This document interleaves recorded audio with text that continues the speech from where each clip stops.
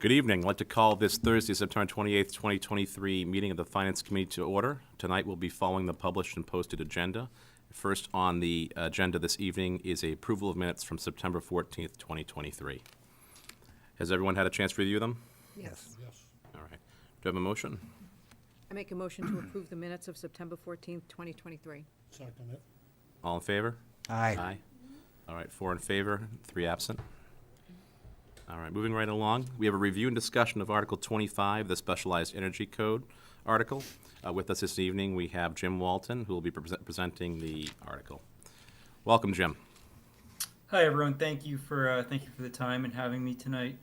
Do you want me to go ahead and share my screen, or do you already have the presentation? I have the presentation up, so I can just move along whenever you ask me to. Okay, great. Yeah, that sounds good. Okay, so you have, I assume you have the title slide up? Okay, perfect. I see it now. All right, yeah, so tonight I'm going to be going over the Specialized Energy Code for Massachusetts, and we're seeking to adopt this at fall town meeting in October. Can move forward. So this is just an overview of Article 25 that, as I said, we'll be, reviewing tonight, proposed for October. Next slide. Okay, so here's just a real quick background on the Clean Energy and Sustainability Committee. We have kind of 4 main focuses. So clean energy adoption, which means increasing renewable energy, both local and then also like the use of renewable energy credits, reducing building emissions, improving energy efficiency of homes and buildings, from residential to commercial buildings. Our scope is both. Reducing transportation emissions, so of course supporting walking, biking, other public transit methods in the town of Chelmsford, and then also working with zoning to improve sustainable development by reviewing various zoning regulations and reviewing processes. Next slide. So quick background on Massachusetts energy codes. So Chelmsford is a green community, which in the state of Massachusetts, so that means we automatically adopt stretch codes and variations of stretch codes as they're released in Massachusetts. The stretch code is periodically updated. There's a new update, the 10th edition, which is going to be effective on July 1st, 2024. So Chelmsford will automatically be adopting that as we're a green community. However, there is the specialized opt-in code, which we're proposing for Chelmsford to opt in October town meeting. So this is some enhancements to the newest stretch code that, like I said, it will be effective July 1st. I'll go more in depth on those enhancements and the changes if specialized opt-in code is adopted. And if it is adopted, it'll also be effective July 1st, 2024. So here's some motivation for adopting the Specialized Energy Code and why we're advocating for Chelmsford to adopt it. So as we know, building emissions are a principal contributor to total emissions, actually 60% of total town emissions between commercial and residential use. It's very important for the net zero goal, both to Chelmsford of net zero emissions in 2050, and then Massachusetts 2050 plan is also to have greater than 95% of all buildings all electric by 2050. So the Specialized Energy Code encourages electrification of new construction buildings, but does not prohibit fossil fuel. There's just some changes if you want to go ahead and continue building fossil fuel homes and buildings. So some benefits. Positions Chelmsford for some potential grant opportunities, state and federal wise, increases demand for clean energy, clean technology, and workforce development. And then of course builds on Chelmsford's legacy of leading sustainable actions in the state of Massachusetts. All right, next slide. So I'll start over on the right. So on the right side is a list of 18 communities that have already adopted the Specialized Energy Code. So there's 18 already in Massachusetts. 10 to 12 more are going to their town meeting this fall and proposing to also opt in. Some neighboring communities, or for example, Carlisle and Bedford, also have warrant articles for this fall. On the left is a concept put up by the DOER, the Department of Energy Resources, for Green Communities 2.0. It's also going to be known as the Climate Leaders. So this is a program for green communities to join, and a prerequisite, as I'll call it, is to adopt the specialized energy stretch code. And by becoming a potential climate leader and joining the Green Communities 2.0 program, there's going to be a lot more potential grant funding opportunities for being a climate leader.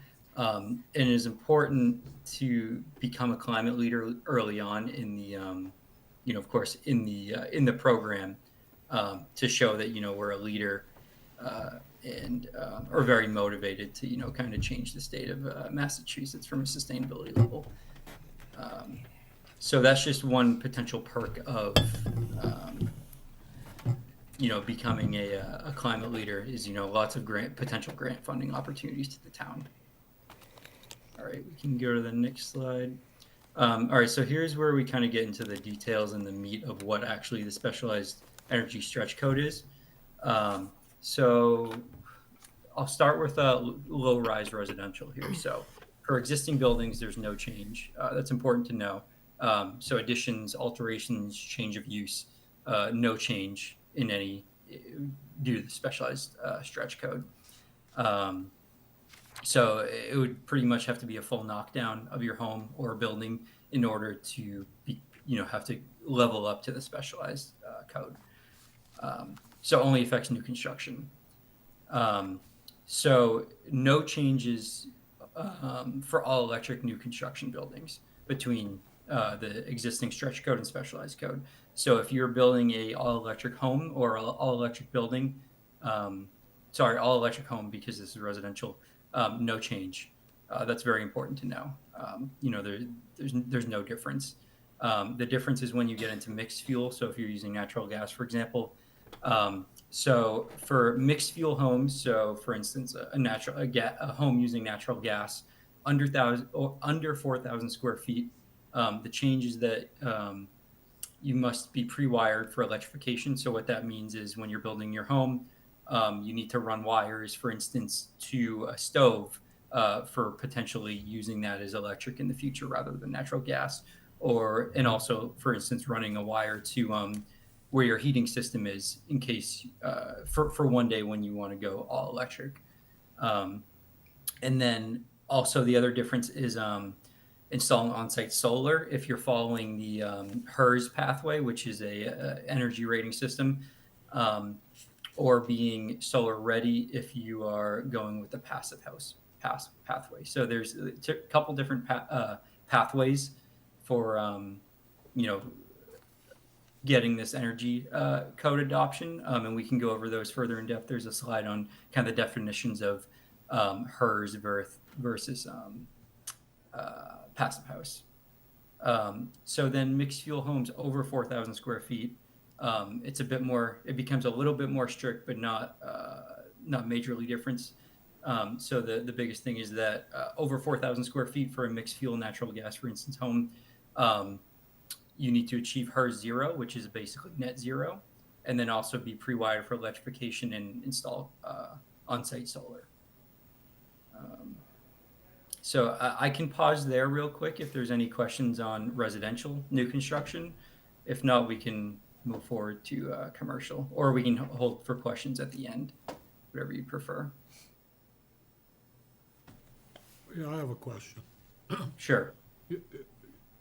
Anything, you say, if you're over 4,000 square feet, Yes. it says significantly more stringent. Could you put that in English for me, what that means?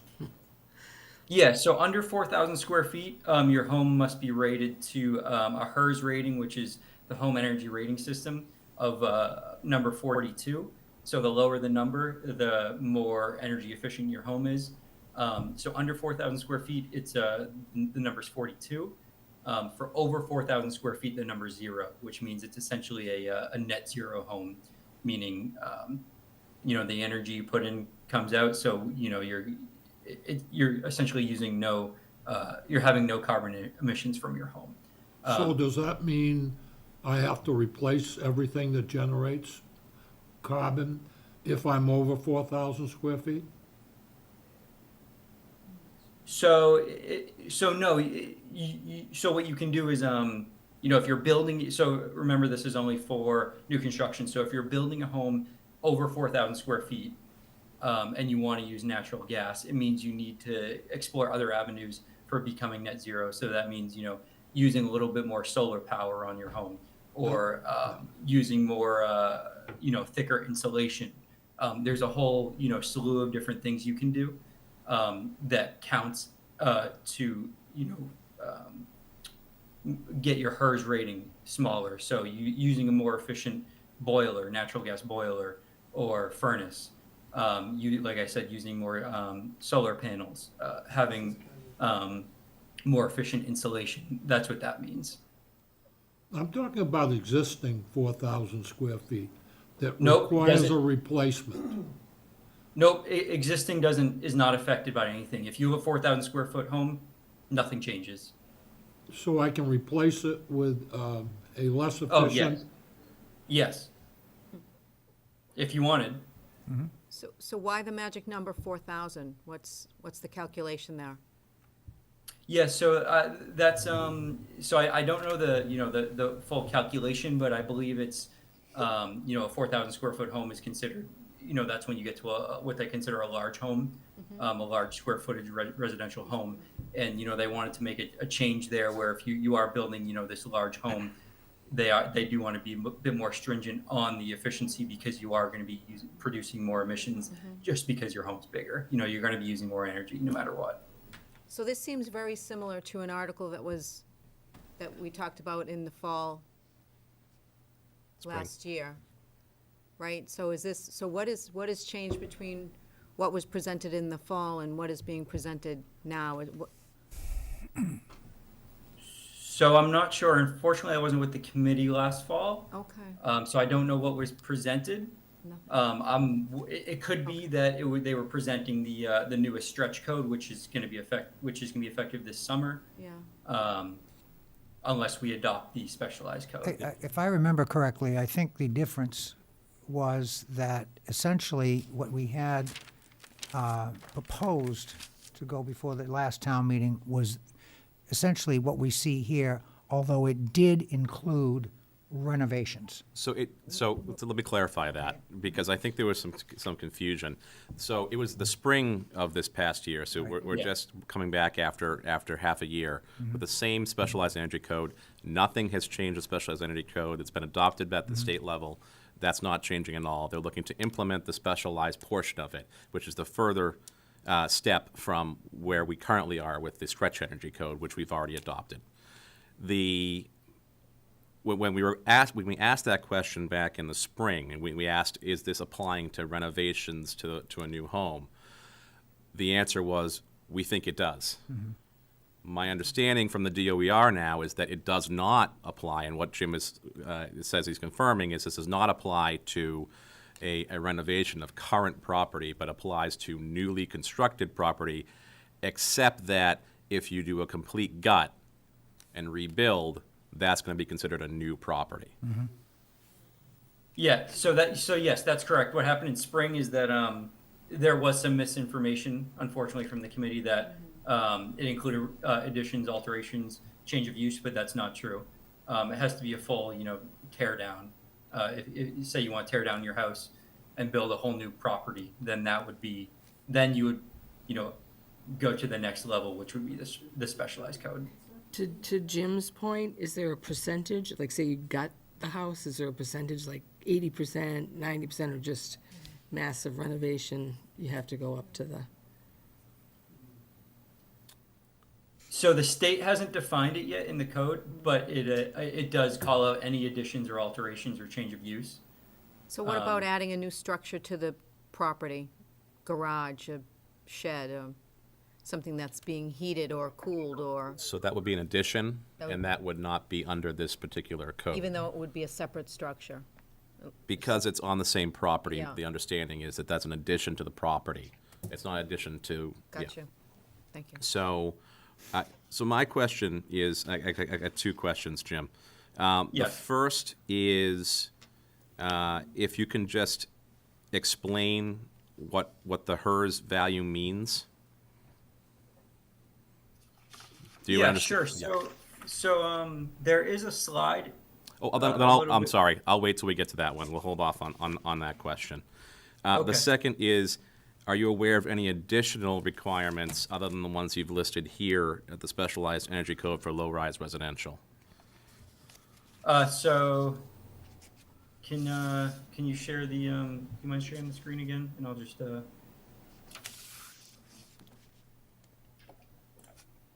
Yep. So no, it's exactly what you see here.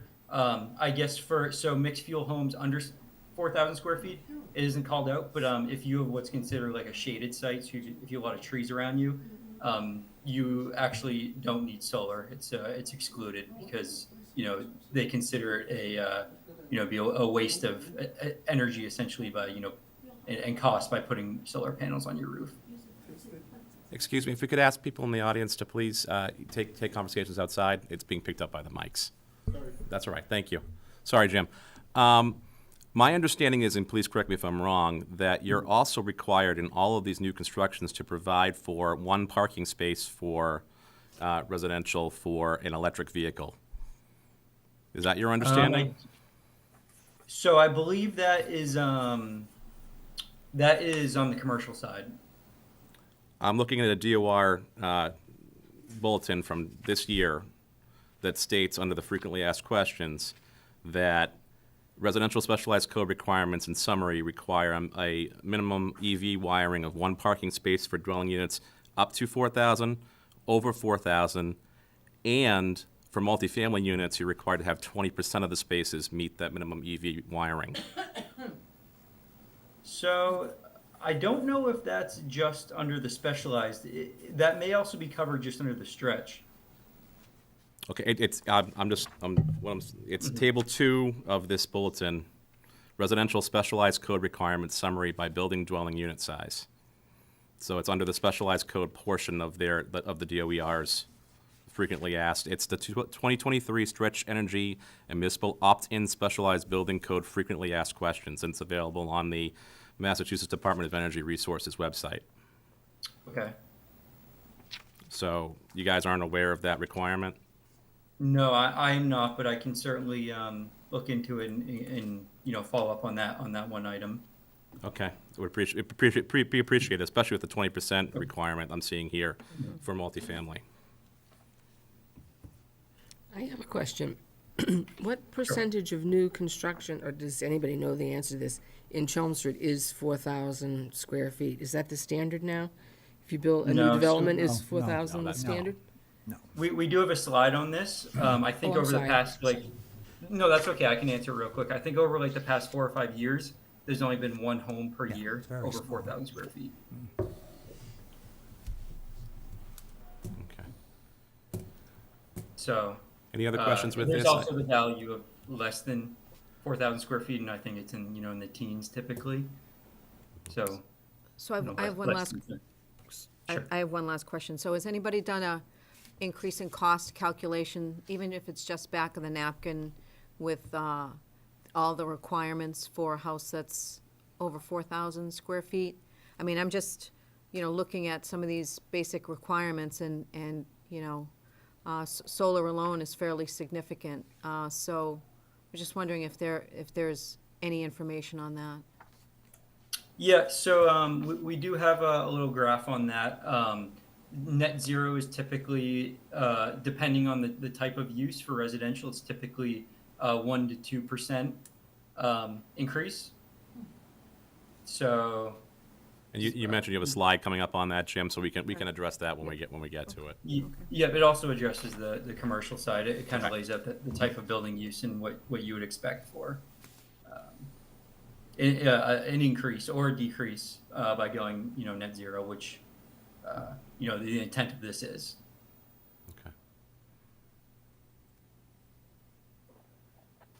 All right, we can go back to the slides, Kira. Thank you. Okay. We can jump to commercial because multifamily is also covered in commercial. Yeah. Okay, so same thing with commercial, existing buildings, no difference. You need a new construction or knockdown to jump to the specialized code. So again, there are no differences for all electric new construction buildings between the stretch and specialized code, except there's one exception, except multifamily homes greater than 12,000 square feet.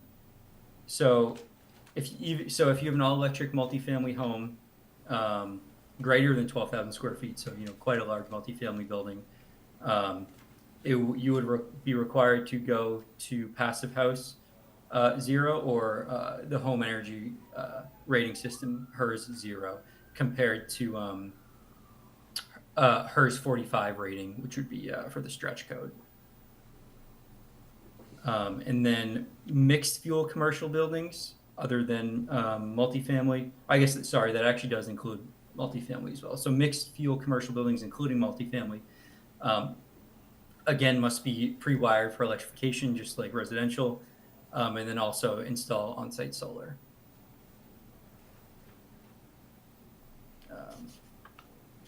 And then, yeah, we can stay on this slide. This is just kind of a, a recap of what I just went over. So if Chelmsford adopts the specialized energy code, requires new buildings to be on, the enabling path to be 2050 net zero emissions for Chelmsford.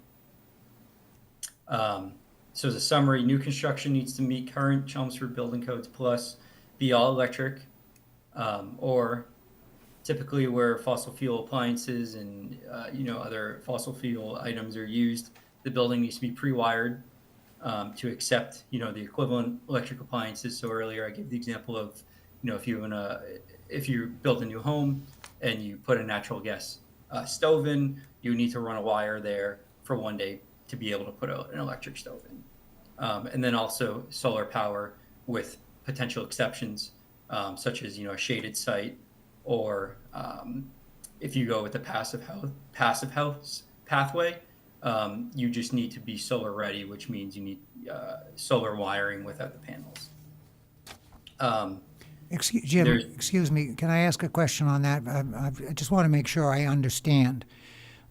The way that reads, it looks like and compensated with solar power. That almost looks like that's saying it's required that you have solar power. Is that true or not true?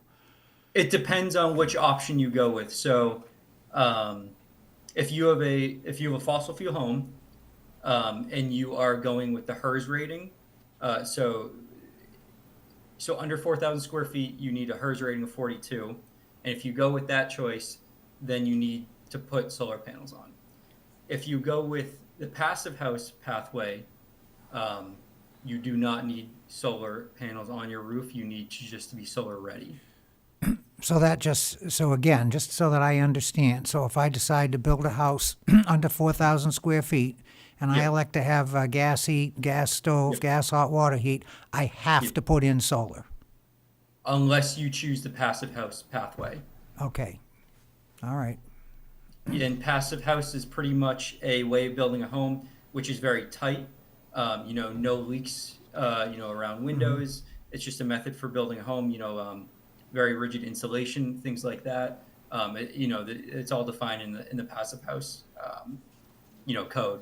On exactly how to do it. It's kind of a prescriptive method of you need this to follow the passive house pathway. And again, if you decide to do that instead of HERS, then you don't need panels on your roof. So has anybody determined what a shaded lot looks like, what that is defined as? And so it seems really ambiguous to look at a lot and say, it's shaded or it's too shaded, or the little maples in the back, 10 years from now are going to be enormous, therefore rendering my solar system inadequate or completely dysfunctional. So, just wondering what that means. Yeah, so I don't know, unfortunately, the definition of a shaded site offhand, but I can definitely follow up on that. I do believe it's, a percentage of your yard it's a percentage of your yard that's shaded at, I think, the peak sunlight at a certain time of the year. And then they use that percentage to determine if you have a shaded site or not. But I don't know that exact number offhand. Okay, thank you. But I can certainly, let me just take that as a no, and I'll follow up. Thank you.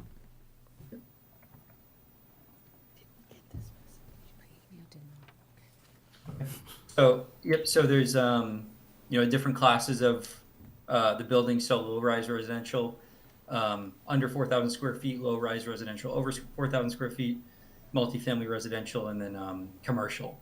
And multifamily residential is under the commercial umbrella. So of course, the overall goal here is to install the necessary building infrastructure during construction that would be very difficult to retrofit in the future. For instance, the electrification ready wiring for various appliances. So I can actually answer the solar requirement issue. The exceptions to the on-site solar requirements are the roof area oriented between 110 degrees and 270 degrees of true north of new 1- and 2-family homes and townhouses is under 600 square feet, or the roof area is in full or partial shade for more than 70% of the daylight hours annually. That is Okay. the requirement. Thank you.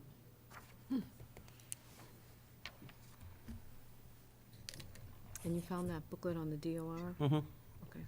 DOR. DOER. DOER. Yep. Yeah. Here is actually a QR code. Oh, excellent. Thank you. Okay, we can slide. continue on here. Yep. So just some, so this is when we can open up for more questions. Also some, key questions that we've heard recently that are, just typical questions when, this topic comes up. So we can jump to the next couple slides and go through the, so here's some, some of the terms I was using. So here's, the first one is stretch code, which I think most folks are familiar. Chelmsford is already part of the stretch code.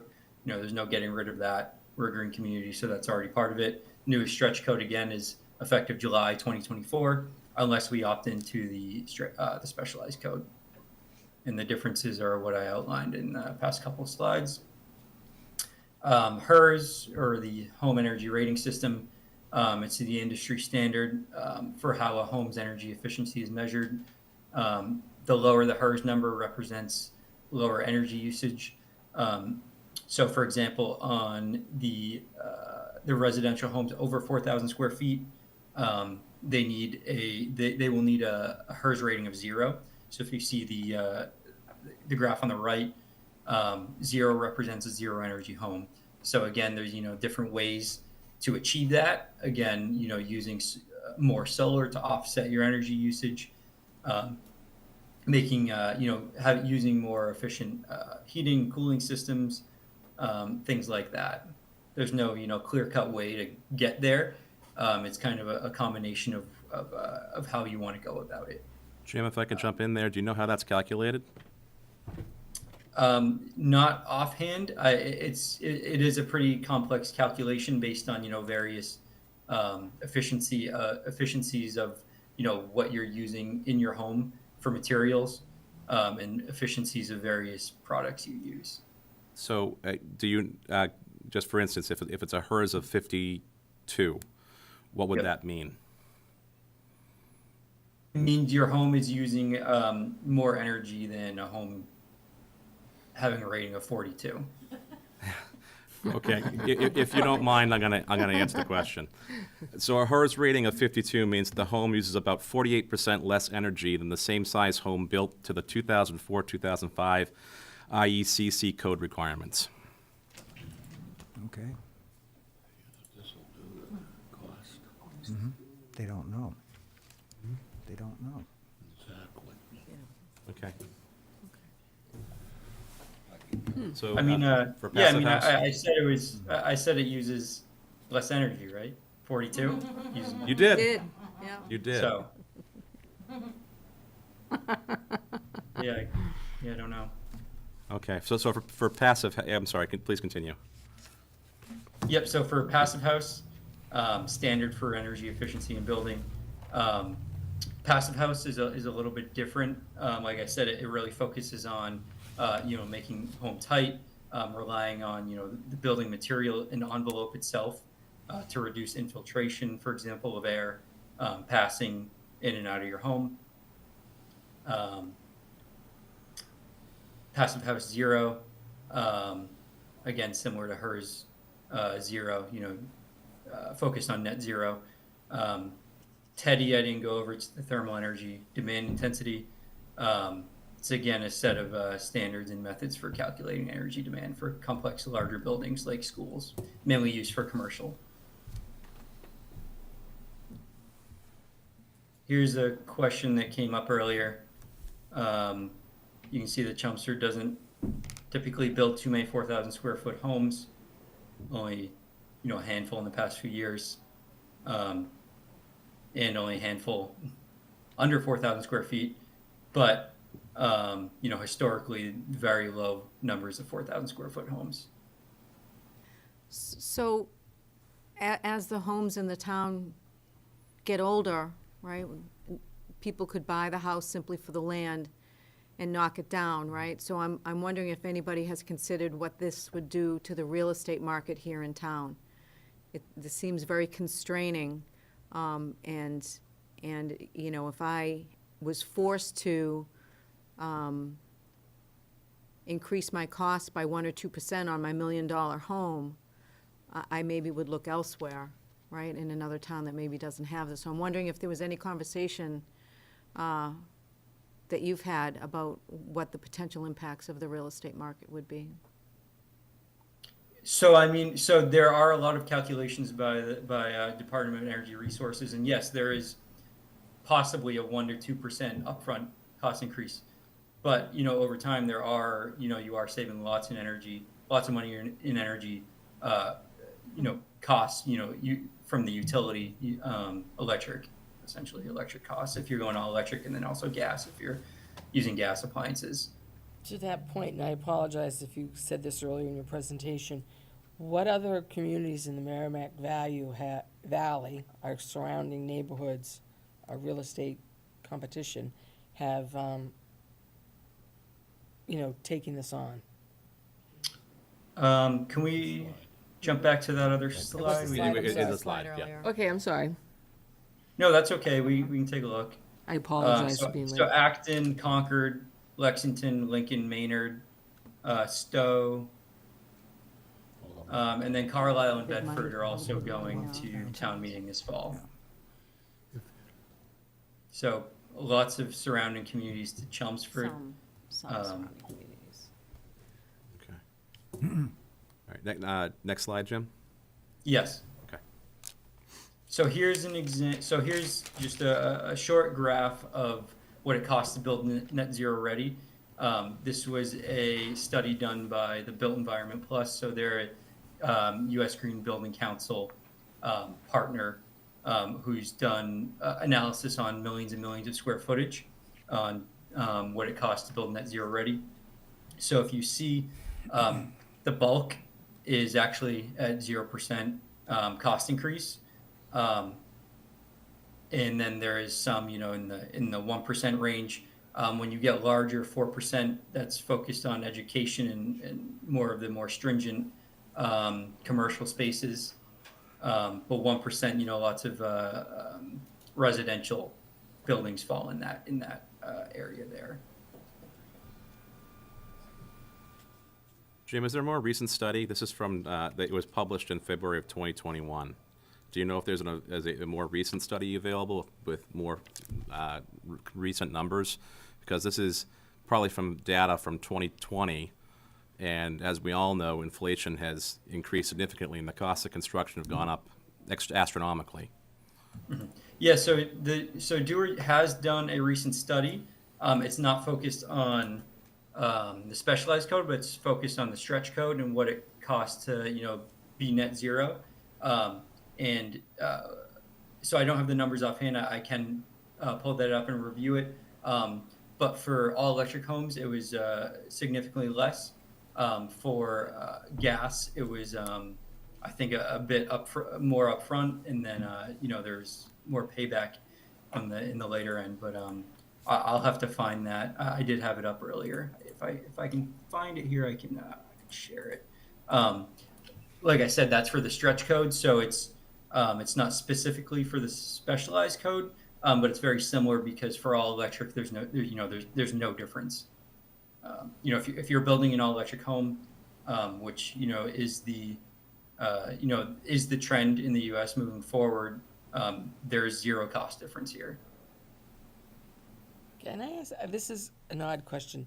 So your rating, you build a new 4,000 square home, your rating, your net zero, is that like a picture in time, and like what happens 5 years from now when your systems aren't working as well? I mean, how do they, is it just the implication at the moment of construction?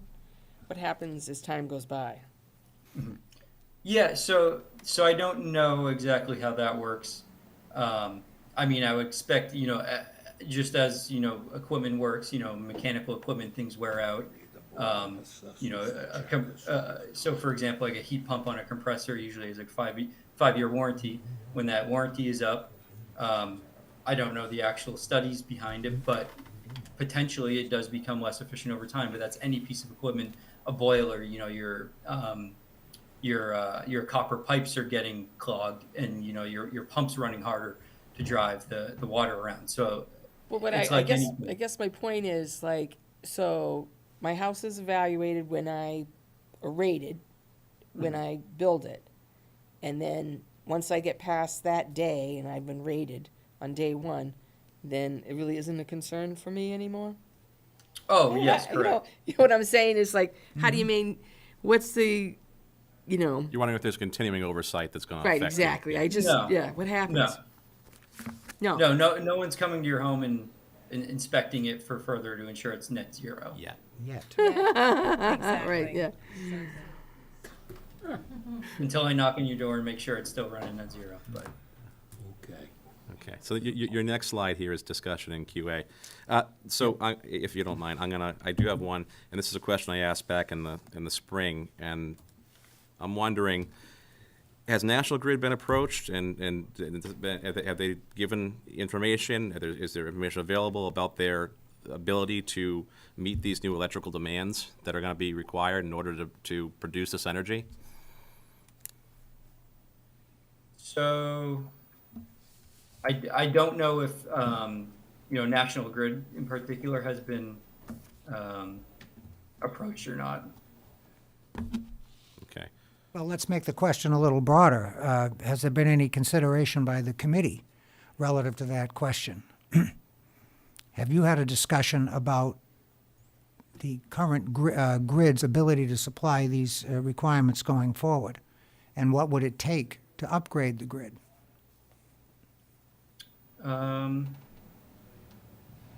So I haven't had any specific discussion on it, but so I have heard their discussion on it from other towns, and I believe it was addressed to not be a problem at all, but I haven't discussed it specifically with Chelmsford. Well, it would be more reassuring if we could get information from the people who are actually in charge of producing the energy. Yeah, I think that was our concern back in the spring, and that continues to be a concern of mine. Okay. Any other questions? Just one follow-up question, going back, Jim, to what you said at the beginning. I just want to make sure I understand the difference between the various codes. So my understanding at a high level is the stretch code, which is currently in force and has been since 2008, if I understand correctly. The emphasis of the stretch code is strictly energy efficiency performance, encouraging that in construction and other areas, whereas the proposed stretch code actually incorporates mandates. You have to do certain things going forward in construction. Is that an accurate characterization of the difference between the two? The stretch code certainly has mandatory items. For instance, the stretch code mandates HERS 45 Okay. for a 4,000 square foot home All right, under 430. So yeah, no, it's not. It's a code. It's definitely not recommendations or encouragement. It's definitely mandated. thank you. Yeah, I would, and correct me if I'm wrong, Jim, I would say that the stretch code does have requirements for new construction, but also existing buildings and their alterations. And actually, they do have specific numbers for HERS pathway regarding about 52%, I think it's 52%, rather than the 48 or whatever have you, that additions over 1,000 square feet have to follow the HERS pathway and meet requirements under that table to 52.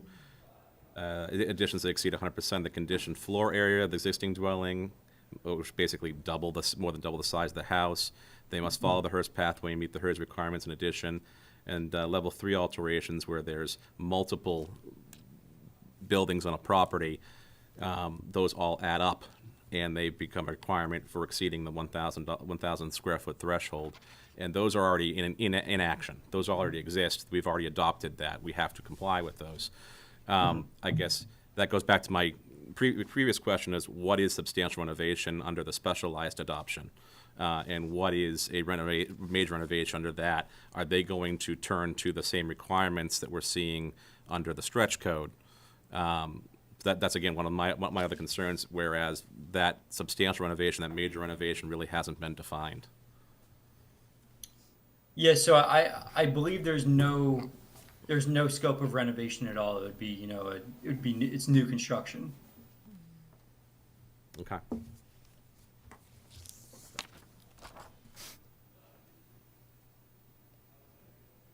Any other questions? All right. Thanks for being here tonight, Thank Jim. you. Okay, all right. Thank you. Is there going to be more discussion later on? I saw it in the agenda. We are reviewing the entire warrant article this evening and making Okay. recommendations either up, down, or if we don't feel we have the information, we won't vote on something. We've done that before in the past too. But that is the Okay. plan this evening. Okay. Okay, it's all right if I stick around for that as well? Certainly, it's a public meeting. Yep. But you can't participate. Okay, all right. Thank you, everyone. All right, thank you. Thank you. Thank you. All right. Moving along, we have a review and discussion of Article 21 regarding the zoning bylaw amendment for adult daycare. With us this evening, we have the Chair of the Planning Board, Deidre Connolly. Yes. Good evening. Good evening. Good evening. So I am here before you in support, in asking for your support in the zoning, the warrant Article 21. It's a article meant to replace into the zoning code an item that was exempt, that was taken out in the previous revision.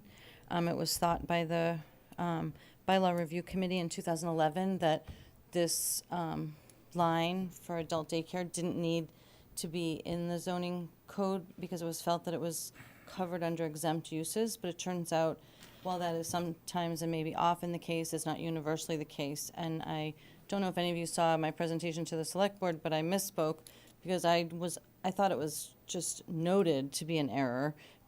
But it turns out there was actually an inquiry about a potential property and whether or not it could be zoned for an adult daycare, and the response by the town manager was no, because we don't have a line in the code for that type of a use.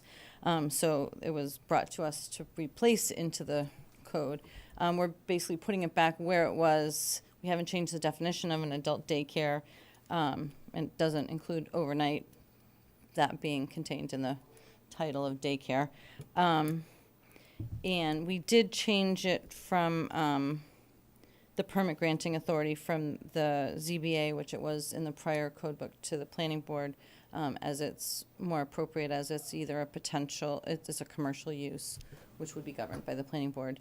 I think it's also, someone asked why it's in the RM district, and that's because that's multifamily, and if it was maybe attached to a age-in-place community as part of the programming, it would be a sensible kind of corollary business. Okay. Planning board voted to support this unanimously, as did the select board. I think it's relatively straightforward, hence why I don't have a presentation beyond my few comments. So ask for your support. All right, any questions? All right. Thank you very much. Pretty straightforward. Yeah. That was easy. Yep.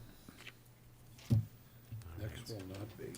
Moving right along, we have a review and discussion of Article 20, zoning bylaw amendment, change in zoning from RB to RC in a defined location. And it looks like with us this evening, we have Nancy Arroway. Do you happen to I have the do have the presentation on presentation, it? yep. Excellent, Give me thank a you. moment to bring it up. Well, I am likewise here to ask for your support on this. This is a citizen petition from the folks that live on Littleton Road. It's right up here between the town center and the Limekiln Quarry wetlands. The proposed article, you can read it, but it basically asks to rezone from RB to RC the properties consisting of 35 residential properties and 1 commercial property to more appropriately match the existing use. And it includes the properties shown on the map. The actual warrant article lists the property numbers, but, you know, you can't really relate to that in a presentation. If you go to the next slide, this is really the rationale behind it. These properties are small properties with predominantly old houses. They are very, very similar to properties that you see across the street here, the whole area back behind that goes over to Route 4. So everything you see there in the darker yellow is currently zoned RC. And we're asking for our street also to be included in that zoning because it is of similar makeup to what you see there in the darker yellow.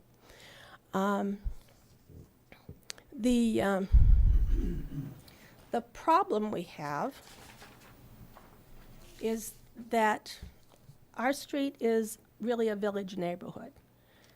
It's not a resident. It's not a rural neighborhood. It's not, you know, the larger residential properties. It's made up of a lot of older homes on small lots.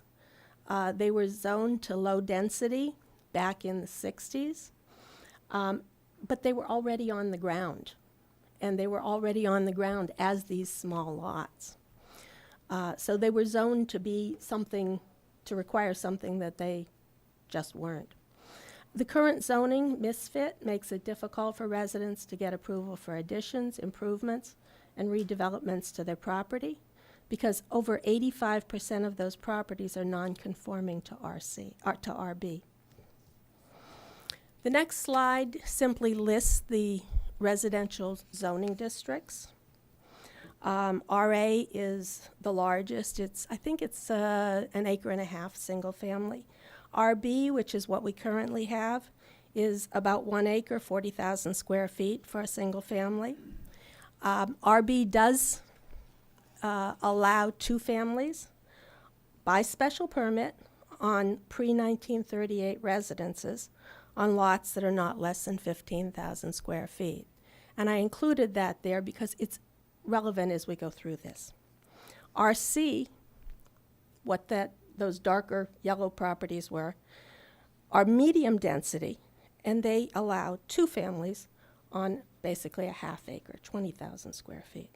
And then we get into the multifamily zones. Multifamily is 8 per acre and goes up from there.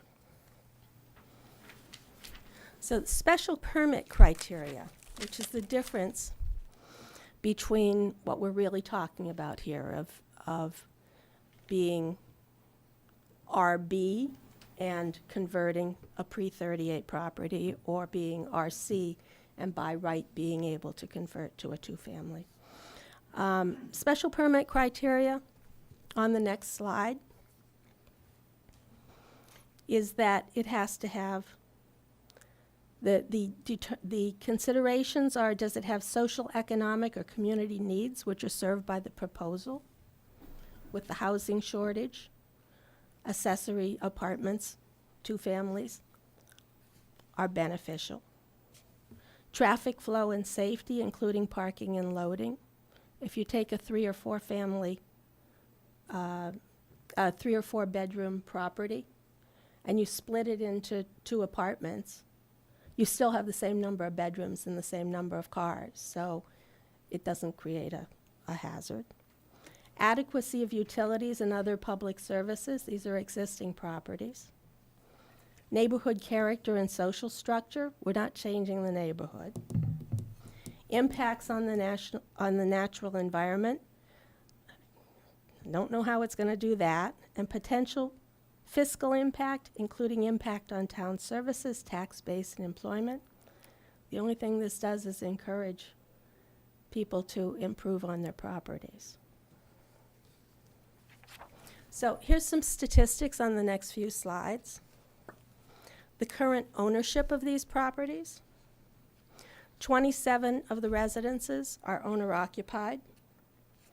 Another 6 are owned by people on the street. And 3 of the properties, including the commercial property, is owned by folks outside town. So this is really a, owners going forward. This is a property, this is a street that very, very much is owner occupied. In terms of the age of the properties, 27 of these properties were built before 1938.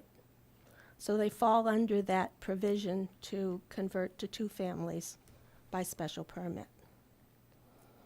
There's only 7 of them that were built after that. Land use. We have 6 properties that are strictly single family because they were built after 1938. We have 7 properties that are currently two-family properties. We have another 19 that qualify under special permit for two-family properties.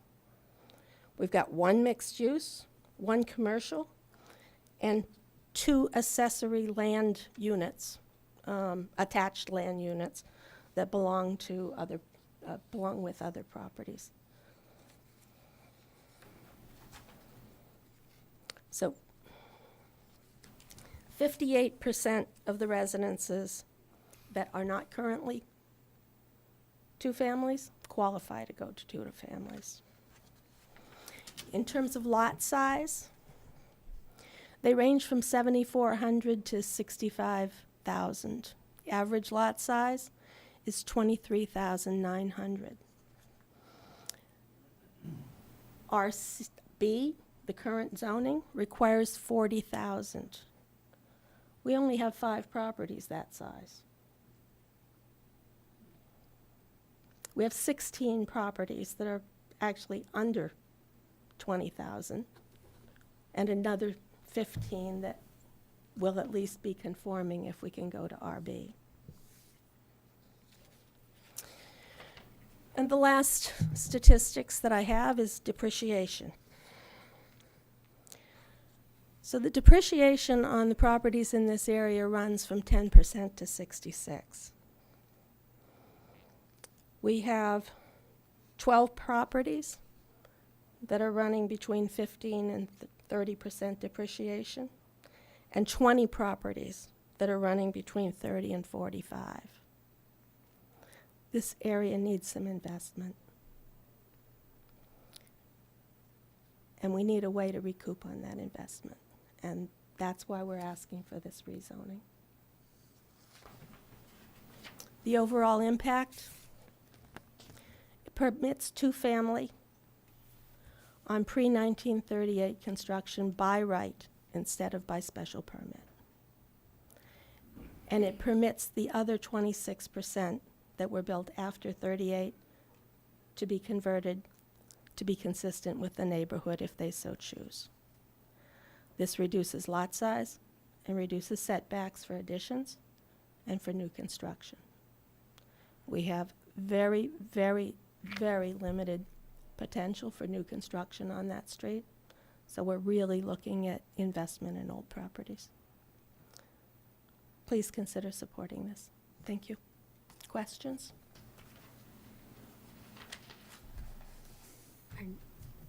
I don't understand why, okay, so if the points that you pointed out about special permit, why couldn't you just go and try to get a special permit? Because if you're saying that this has some economic development to the community, then you could get a special permit.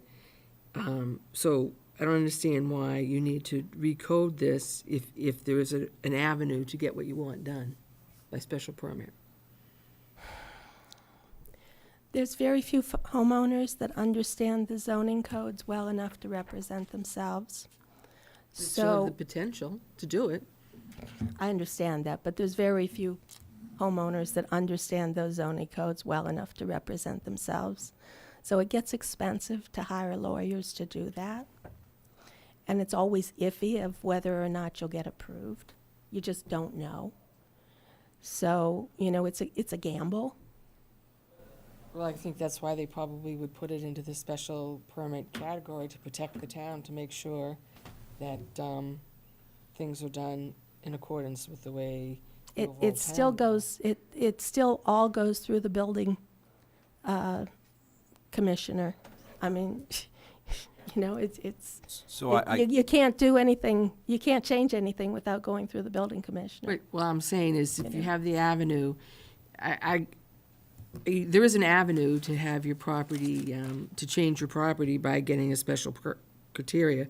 And if you're basically saying that the special permit criteria is what would be beneficial to the town as well. I mean, you're saying that all of these things are what would be the benefits for this is the traffic flow and economic community needs.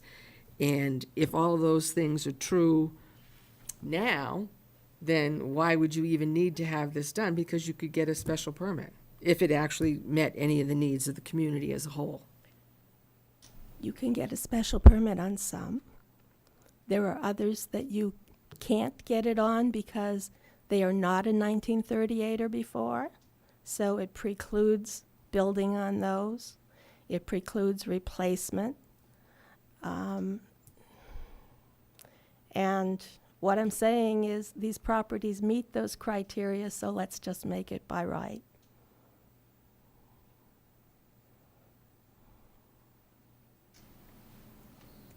I don't really see the advantage for the town, I'm sorry. So, I know you're talking about the ease and the economic development for the property. Nancy, is there what prompted this article? Is there a desire from members to add two-family properties onto this, onto their current property? There is. Okay. And are they unable to do that by special permit now? They are. They're unable to do it by special They're permit? unable to do it by special permit. So they have a current single-family property, and they're after 1938 would not qualify under the current That's zoning? right. Okay. That's right. So we have one that is pre-38 that, what was the depreciation? That's depreciated 66%. That truly needs to be a replacement.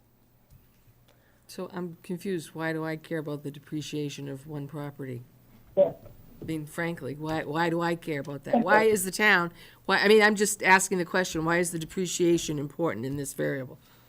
Well, I guess the question is, why would you inflict 1-acre zoning on an area that has an average lot size of 23,000 square feet.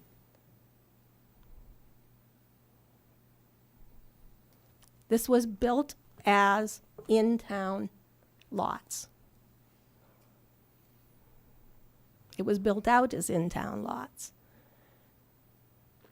It's the same kind of construction you have all over here. Okay, so what, my question, circling back to my question, why is depreciation an important factor for the town?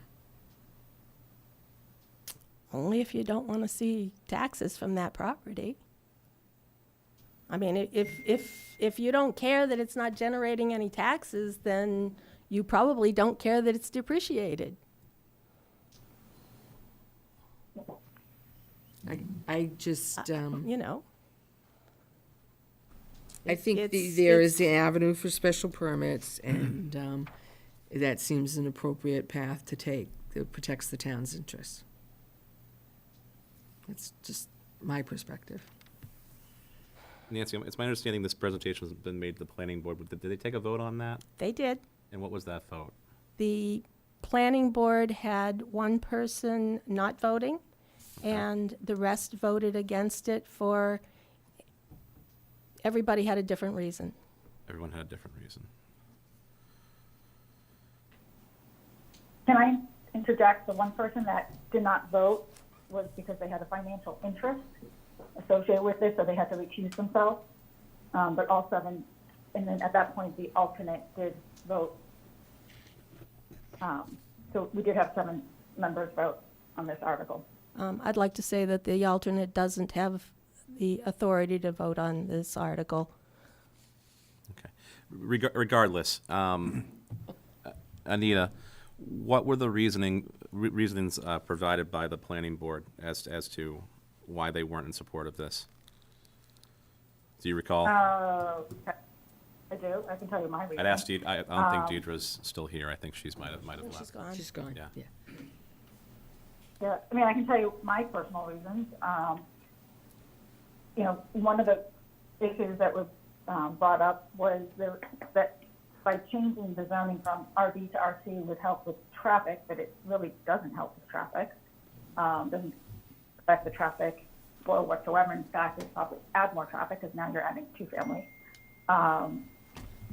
There is an avenue for people to invest in their property. They can go to the ZBA, they can add an addition, they can invest, they can increase the value and subsequently the taxes. When someone came and spoke in favor of rezoning it from RB to RC, the reason they had, I believe, they had 2 acres.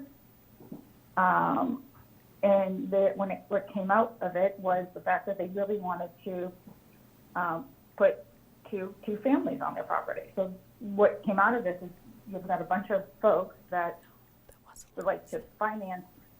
Are you saying a the desire to renovations they wanna subdivide? Sorry, excuse me. Was that two families you said? So Yeah, a 'cause they have subdivision 2 and then acres. 2 families on each lot? Okay. Because they can't do that right now, which per our zoning, they can't. Way back when, this town made a determination that we require 1-acre lots for single families. And, you know, we have the wetlands, we have a lot of, North Chelmsford, there's a lot of properties that now are non-conforming. But that was a decision made on a look and feel of this community.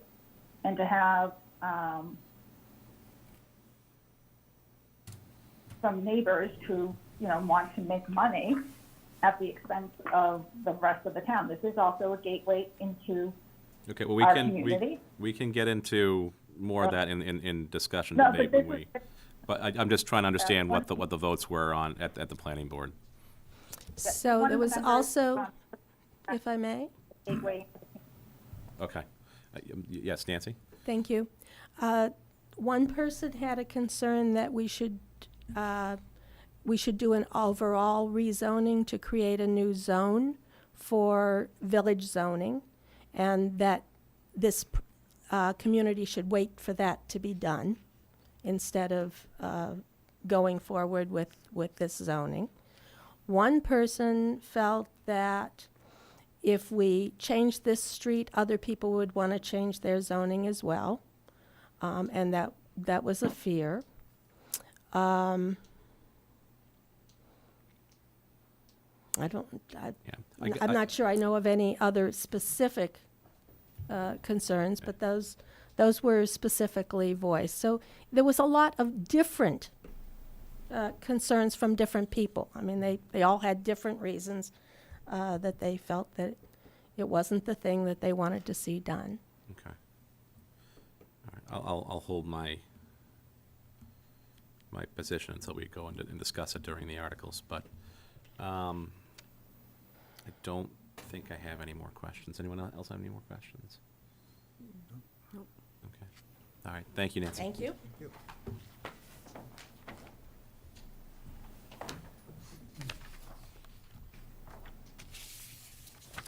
All right, next on our agenda, we have a period for public comment. So if anyone from the public that wants to speak has any questions, any positions they want to make before we start into our discussion on the zoning articles, you're more than welcome to do so at this time.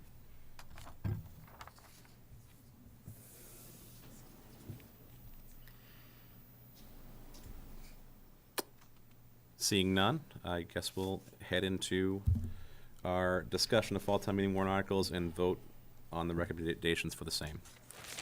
Now, Kathy? Well, I think I have to, She Pass the passed torch. Pass the she torch to passed Cindy? She passed the torch last time. There you I knew go. that was, yeah. Prepared. with my applause and gratitude. Thank you so much. Let me My bring up- grateful appreciation. Vacuuming? Vacuuming, okay.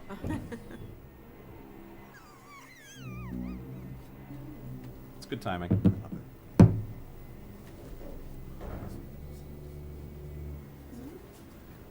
They're really going at it. Doing a thorough job. Yeah. Small office, it won't take long. All right, we're going to jump into it. Vacuuming aside. There we go. Look at that. All right, the first article is a report of town office and committees. There is no recommendation on that. There is a report, and we take no action on that article. Come on. I'll go down here. You're not going to go down here? Come on. There we go. So Article 2 is our first article we would take a recommendation on. I make a motion to recommend approval of Article 2 to see if the town will vote to transfer a sum of money from the sale of graves and lots account to the Cemetery Improvement and Development Fund or act in relation thereto. I second it. Discussion?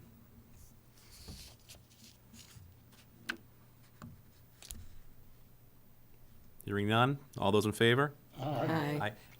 Actually, because we have one member on Zoom this evening, I'm going to do a roll call vote. Yeah. David? Yes. Sam?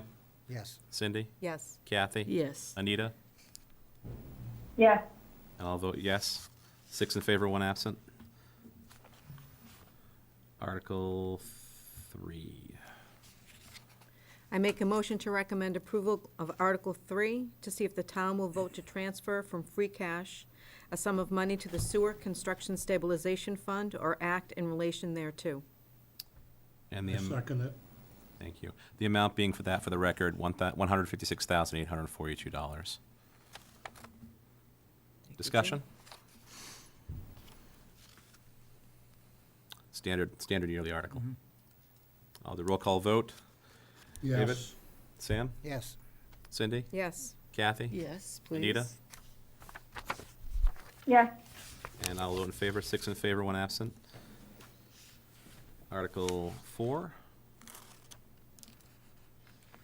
I make a motion to recommend approval of Article 4 to see if the town will vote to raise, appropriate, and/or transfer from available funds a sum of money to be used to fund employee contract agreements between the town and its collective bargaining units or act in relation thereto.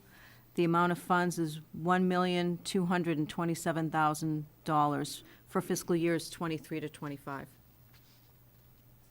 And I that- second it. second. And for the record, that's for the Chelmsford Firefighters Union Local 7839. Discussion?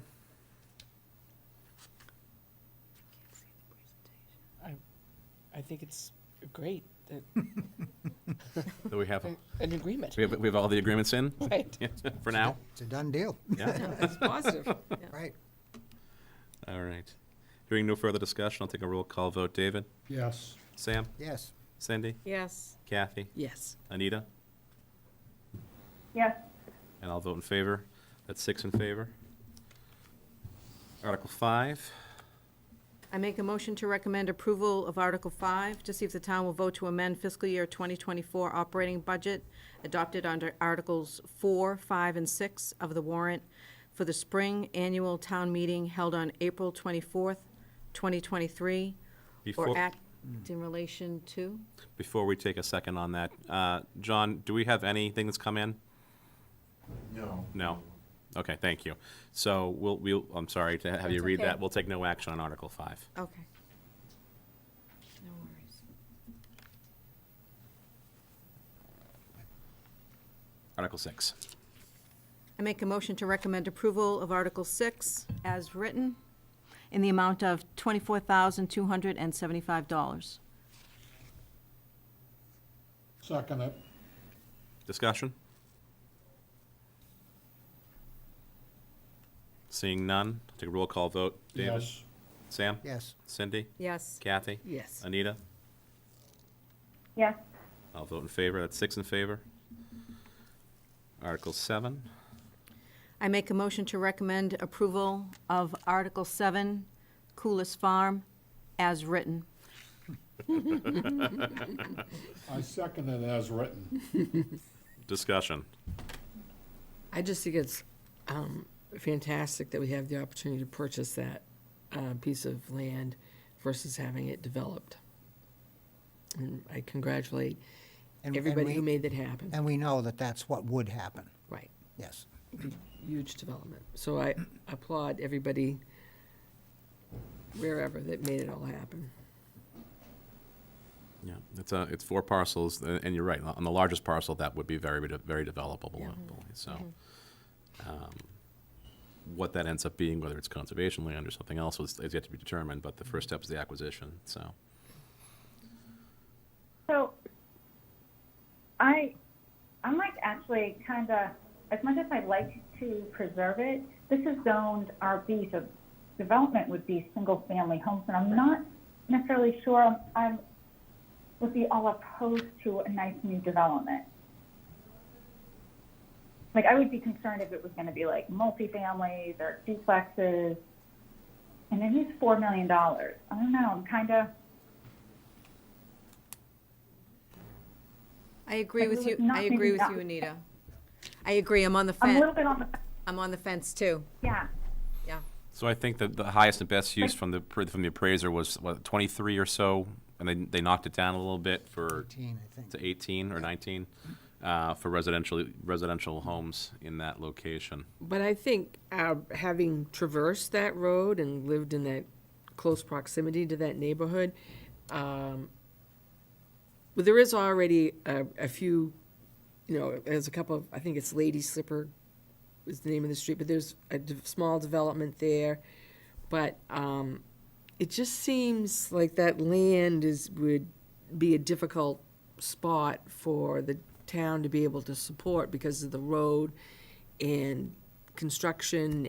I just feel like the better purpose would be the open space, because there's 495 is right there, so I don't know how many people, I know this is, but, I mean, that would diminish the likelihood of someone wanting to build I don't know. I just think a better use is the open space, because the land, proximity to 495, there's, I don't know, just a weird location. So when you said that it would be hard for the town to support, do you mean like from an infrastructure standpoint, I like think- police, fire, like first responders? Well, I mean, I think that's probably minor, but I think that whole area, you'd have to do some sort of, and they just redid Pine Hill Road. Oh, the access issues? Yeah, the whole access. That's what you're saying. That's very. Oh, I see. It's a very precarious And a lot of the houses that are already there are very close to the existing street. I think there are a few perhaps historical homes on that street, also very close. And there are, I feel like you'd have to do some major development on the street as a minimum. And then, of course, people always talk about the cost of the school system, although I'm happy to have young families move to town. But I just think the best use, I'm all for it being the open space. Well, and there's no guarantee that it'll stay just unused open space either. Open space is available for use from the town as well. Right. So, I mean, pickleball courts. I'm sure everyone would love that, yeah. But More public gardens. well, more public gardens, yes. Are these lots, is it 4 lots, right? Yeah, hold on, let me bring up Yeah, the. and is it all or none? Is that what we're talking about here? Yeah. Yes, Okay. yeah, yes. So it's been packaged as 1, 2, 3, 4. If you can Okay. make it out on that eye chart right there. And then in the presentation too, the town manager said that this is a family estate issue, and there was, It's in partition. right, and so they had difficulty agreeing on what they wanted to do, and they did send it out for some, I think they did try to get someone to buy it for development, and that didn't come to fruition. So they from the presentation from 2 weeks ago, they did bring it out through partition. They did market it to sell the property. It didn't include 4 at the time, I believe. There were no bids that came in on the property. They repackaged it, sent it back out. There were bids that came in the second time, but we currently have the bid that's being entertained right here Okay. in the town. So there were other people that were interested in the property the second time around. It was not that, and it's not as if we're outbidding ourselves here on a 4.1. At least that's my understanding. So, yeah, I guess I understand the concern, Anita, that the 17, 18 buildable single families here that could be added to the roll. Then I understand the other side of the coin. This is the largest remaining piece of open space property in town, and we are already, 95, 98% built out. So if we lose this, we don't get it back. We don't get the opportunity back. And I know we can't always keep saying that every time a piece of property comes up, but this really is one of the last at this kind of magnitude available. Yeah, I don't know. I'm torn. Do we know if, one of the other bidders, do we know if that's the builder or builders? Do we know? I would assume that they're developers. I would assume that it's put out to market. So, for those unfamiliar with partition action, when there are multiple family owners in a piece of property or pieces of property, and they cannot decide amongst themselves how to deal with the property, they bring an action either in land court or in probate court. I think this one's in land. Is it probate court? Do you know, John? I believe so. Yeah, so this one was brought in probate court. They bring it before the judge. They say, okay, well, if no one can decide how they want to treat it, any one of these people can bring a partition action to force the sale of the property in their interest. And so either someone that's in that group can purchase it out from the rest of them, or it's brought to market either through auction or through private sale. And the partition commissioner is taxed with selling the property at a level that it's been set by the court based upon fair market analysis that's been done on the property. So we had this piece of property available because you have a bunch of heirs that couldn't decide what they wanted to do with the property. There's infighting probably usually, and they're looking to have this resolved and call it a day, essentially. And the funding mechanism is through CPC? Yeah. Yes. Okay. We saw from Darlene 2 weeks ago in her presentation that we have the ability to carry that in the ongoing years as it purchased through CPC. Some of the other items are coming off the debt. Yeah, Correct, they're falling off. correct, right.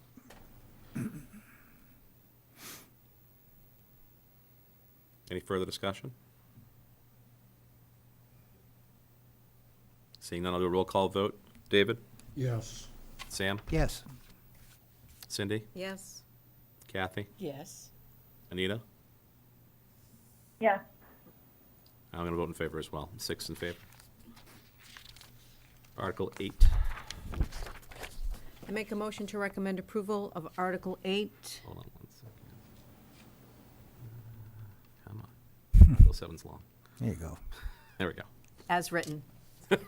Thank you. I second it as written. Discussion. So, just briefly, Paul mentioned that there'd be a need for some work to be done on the property after it would be purchased. Some, tidying up, but also battening up. There's a structure and an out structure on the main property of the 25 acres. There'll be some additional work required, and this would come from the CPC funds. Hearing no further discussion, I'll take a roll call vote. David? Yes. Sam? Yes. Cindy? Yes. Kathy? Yes. Anita? yes, And I'll vote in favor as well. Article 9. I make a motion to recommend approval of Article 9 as written. I second it as written. Discussion. Let's just bring up the actual piece of land here. So this is and a, it's near the next I'm sorry? cranberry. This is next to the cranberry. Yeah, let me see if I can zoom in on this particular parcel here. Elm Street, I think. Yeah, Elm Street. The bog. Oh, no. Oops. Oh, bear with me. I'm working with a PDF here. It's not a presentation, so bear with me. What number are we on here? 9.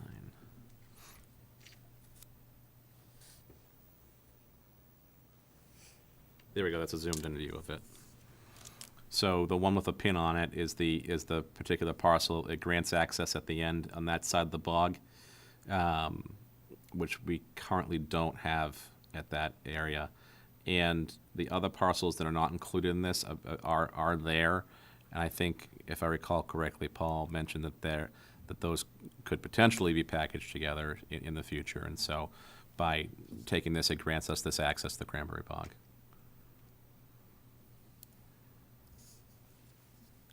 Any further discussion? Hearing none, I'll take a roll call vote. David? Yes.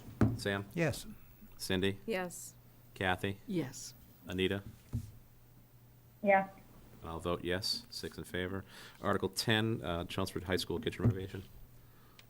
I make a motion to recommend approval of Article 10, to see if the town will vote to raise, appropriate, transfer from available funds and/or borrow a sum of money to renovate the kitchen at Chelmsford High School, or take any other action relative thereto. 1.5 million. 1.5 million. Second it as written. Discussion? I think you all know how I feel about it. Yep. Get it on the record, though. Yep. Yeah, I mean, it's just, I hope that slide is created at the town meeting that steps us from the 600,000 to the additional 1.5, because I find this to be an extremely rare event, best way to describe it, and I don't think I don't like it. Yep, whenever there's a jump like that from, was it 641,355 to 1.5 million, I understand the concern. And you also had concerns as a member of the capital committee Yeah. relative to the If the process. numbers coming to the capital committee are that far off, then why do we think we're doing a good job? Because we're not. This 1.5 million, by the way, a question for John, is, will this affect the amount of future capital that we can consider for the next year? Since we'll be adding an additional 1.5 million that we didn't plan on. Yeah, Mr. Chairman, to answer the speaker's question, The 1.5 million, when that's borrowed, we can absorb that into the non-excluded debt service. I do not see that amount of money, prohibiting us from, in on all the projections that I do, we always plan to have an ongoing capital improvement program of about roughly going forward, roughly 4 million, because that's where the capital levels are right now. So it certainly, it is a good sum of money. I agree with you, 1.5 million, but that would not prohibit us from continuing the capital plan going forward. To tag on that, so the amount of capital is 4 million, and that has been consistent for how many years now?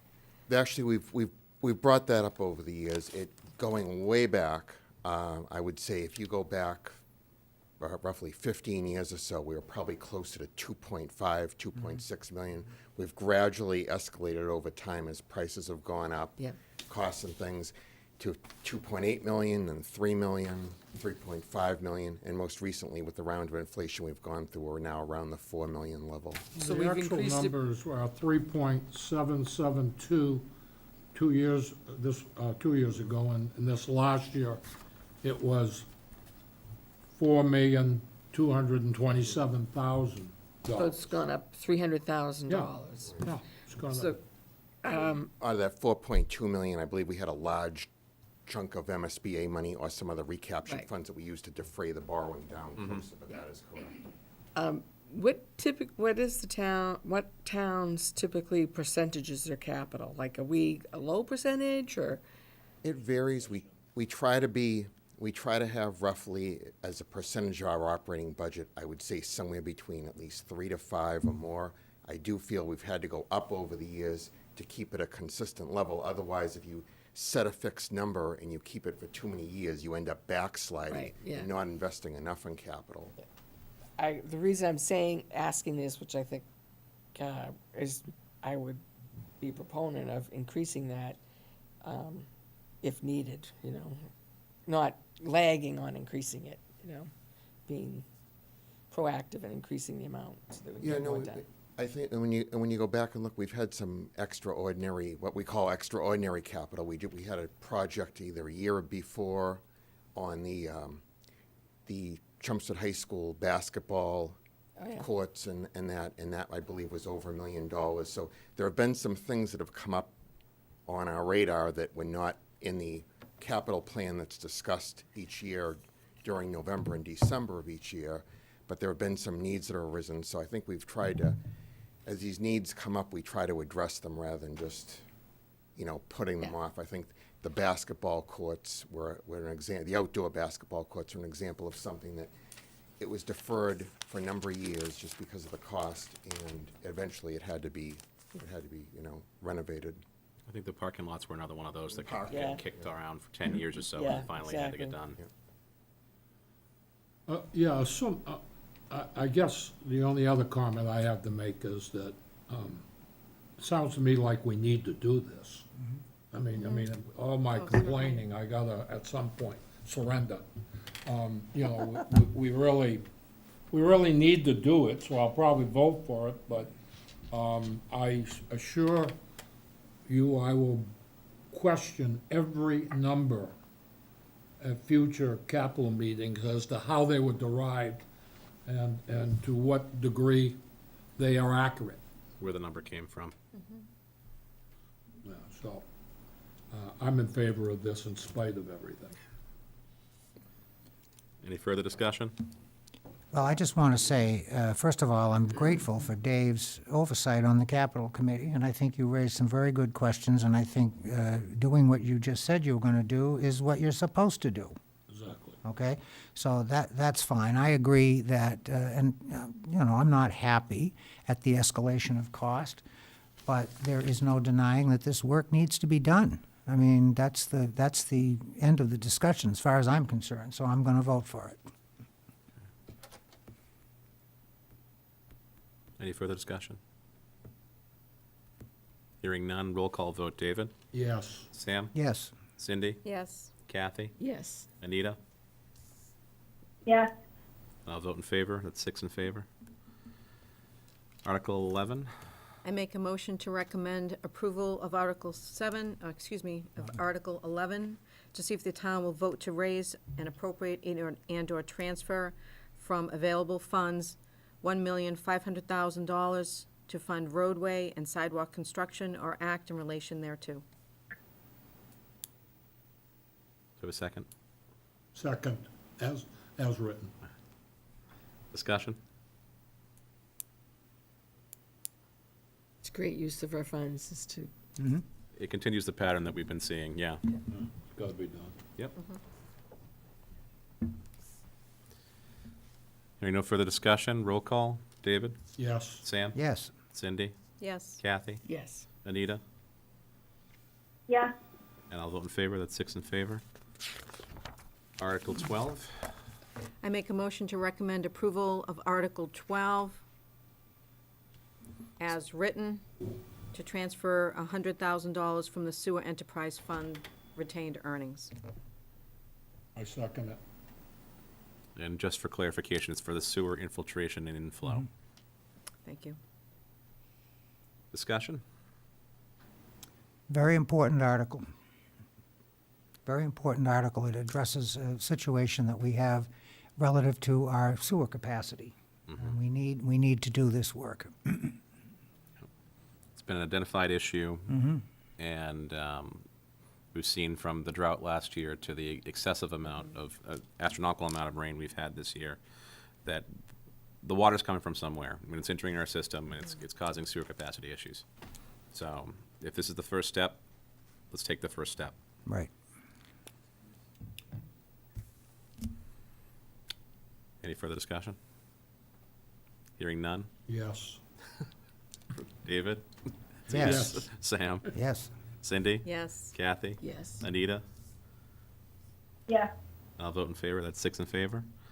Article 13, I make a motion to recommend approval of Article 13, to see if the town will vote to raise, appropriate, and appropriate transfer from available funds and/or borrow a sum of money, that sum of money is $425,000, to remediate PFAS in the soil and groundwater at the town's highway yard located at 54 Richardson Road, or act in relation thereto. I second it. discussion?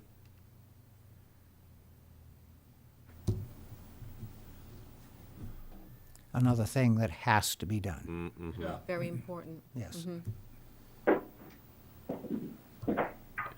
It's frustrating that we have to do it, Absolutely. but I agree, it's a necessary expense. Okay. Hearing no further discussion, I'll roll call vote. David? Yes. Sam? Yes. Cindy? Yes. Kathy? Yes. Anita? Yes.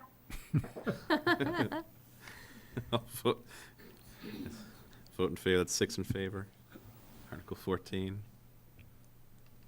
I make a motion to recommend approval of Article 14, to see if the town will vote to raise and appropriate or transfer from available funds $70,000 to repair the concrete stairs, replace stair treads, and reconstruct the northwest chimney at the Adams Public Library building, or act in relation thereto.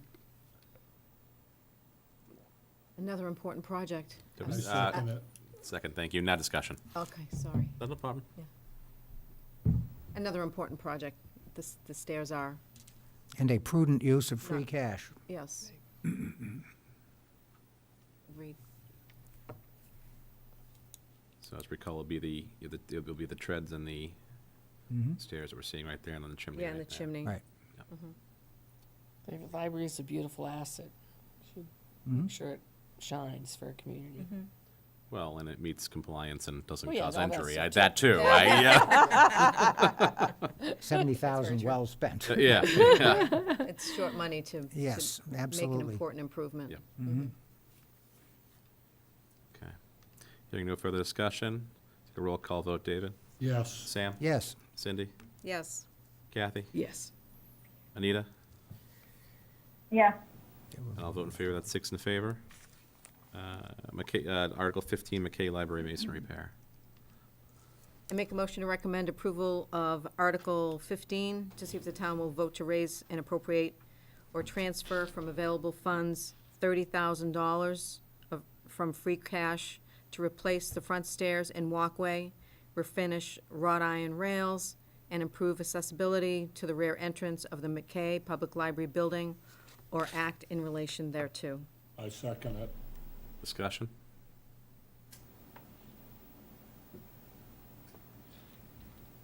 I think we heard the presentation. ADA accessibility needs to be improved, and this will take care of that. But it'll also take care of the safety of the front stairs. Any further discussion? Hearing none, I'll take a roll call vote. David? Yes. Sam? Yes. Cindy? Yes. Kathy? Yes. Anita? Yes. I'll vote in favor. That's 6 in favor.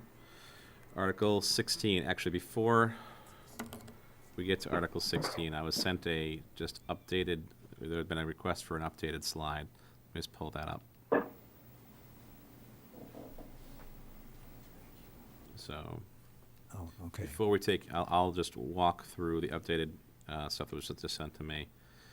And I'll walk through it, because Paul's not available, unless, John, you want to walk through it. Oh, I'm fine with you. Yeah, okay, fair enough. So 16 is the strategic plan. We're being asked to have $125,000 from free cash by the select board to do a community-based vision and strategic plan for the town.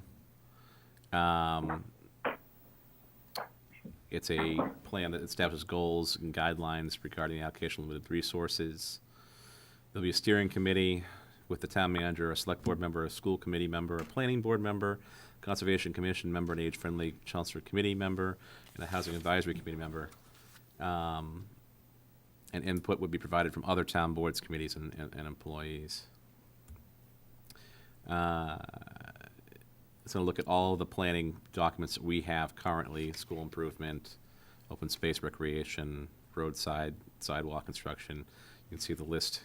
Although I'm sure it's not exhaustive, it does include a lot of what's already available and been prepared by different committees and different other requests for proposals and things of that nature. They've done an expression of interest. They got the price range based upon 8 firms that responded, between 40 and 145.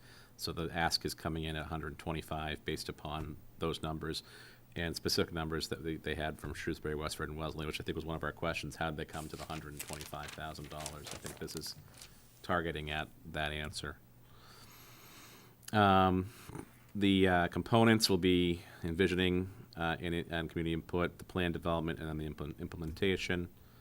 They'd have to issue an RFP regarding this in order to secure the consultant that would work with that committee to develop those clear goals. We already saw this previously. Those are communities that have developed a strategic plan. And this is an example of Shrewsbury's, Wellesley's, and that's the end of the updated presentation. Do we have an anticipated start date for this? Well, they'd have to issue an RFP. Yeah. So the funding has Ideally. the funding has to come in. I believe their goal was to start and send out the RFP after fall town meeting, with the goal of implementing this sometime in the spring. Okay. Or starting the process. Now, granted, it's going to be a process like anything else, but I think it was discussed it would be at least a year process that they go through and do this. I don't think there's any different or additional information here. Okay. Year-long process provides for outreach, research, resident engagement, input, analysis strategies, and an implementation plan.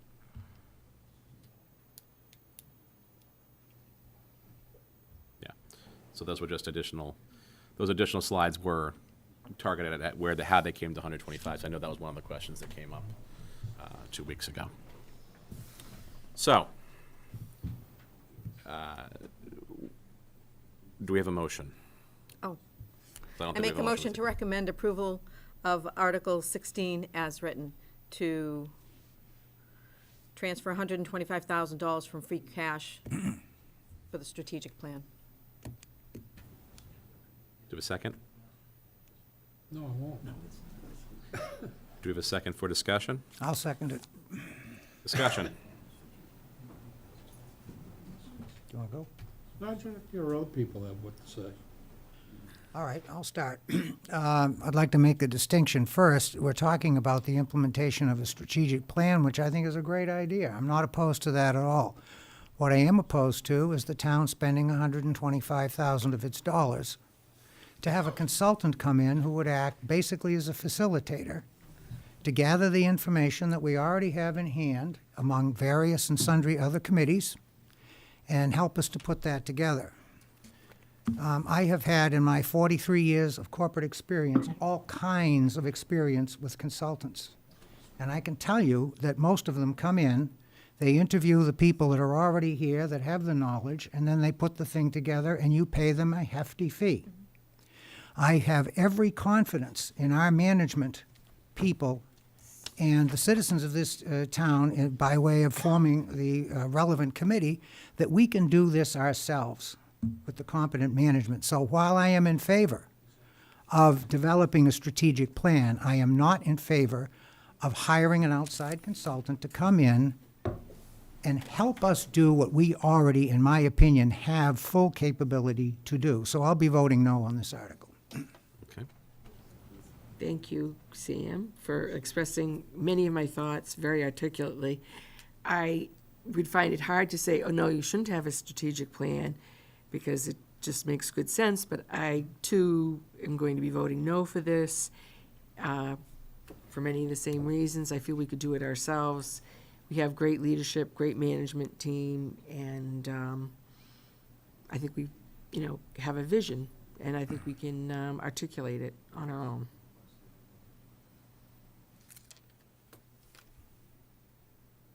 I agree. 100%. I think this is a waste of money. I think, to mirror what Sam said, my corporate experience, this is just, we already have it. It's a waste of time. By the time just having someone come in and help you break down what you already know. Mm-hmm. So I'm going to take a little bit different view of this, and I agree. We do have a lot of these committees. We do have a lot of the information that's already being used, compiled, and put into a digestible form by this proposal. I do think we have an excellent management team.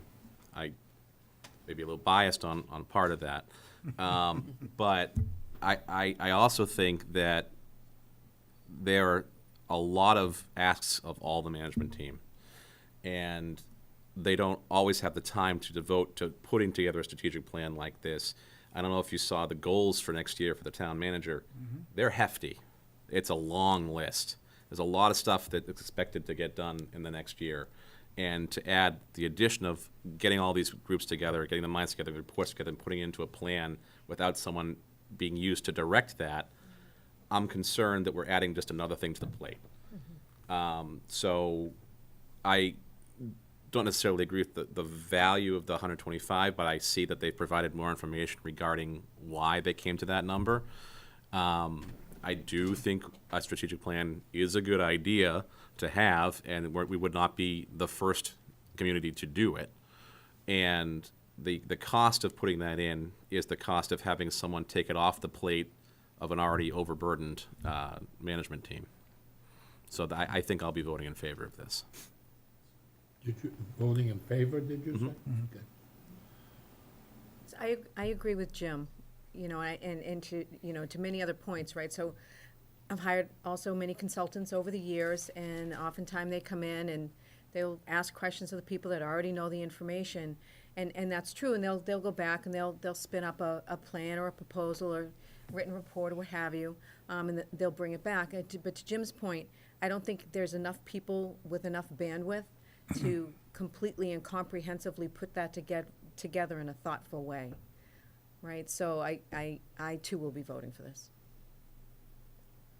Well, I come down on it, basically, with Sam's far more articulate than I am, but, You're way too generous.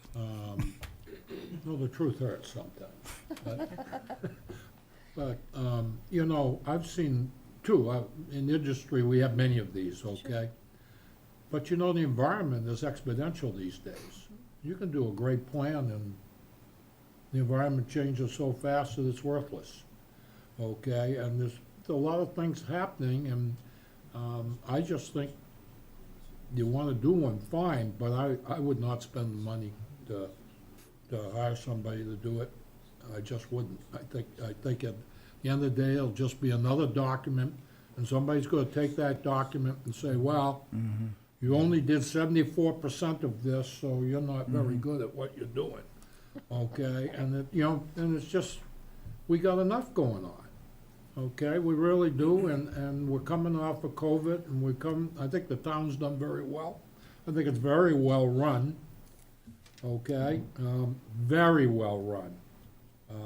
And I just think this is a diversion, and money that will not be well spent, because it won't be used. So David, just to make sure I'm clear, you don't think we should do a strategic plan at all? I certainly don't think we should have somebody from the outside come in and do it.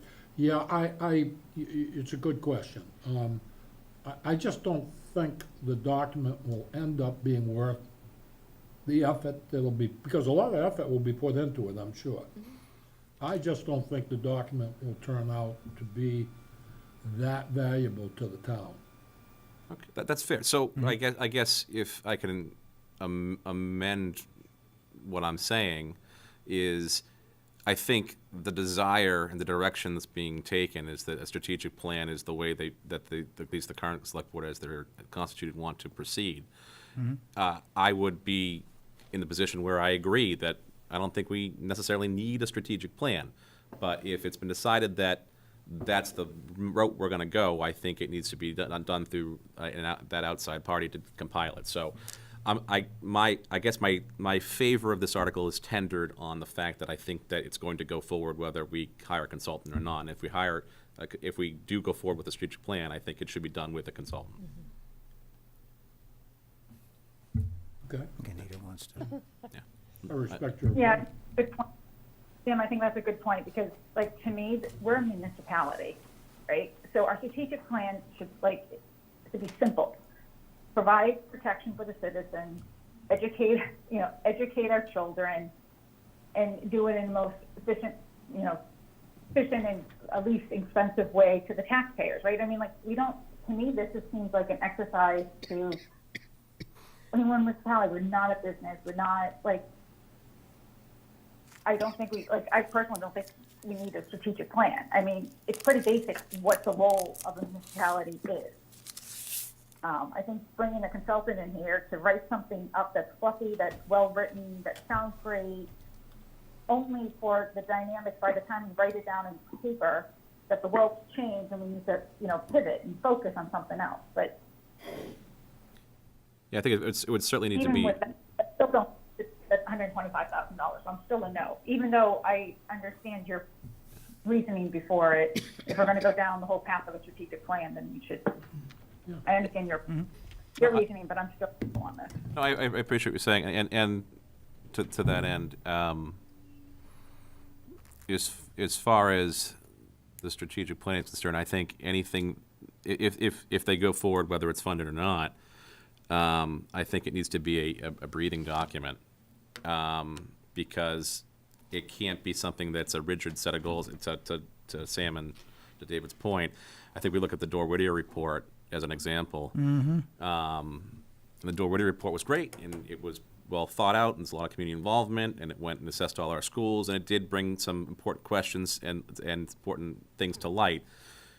But that report's now out of date. So will this bring something forward that will be actionable? I don't know.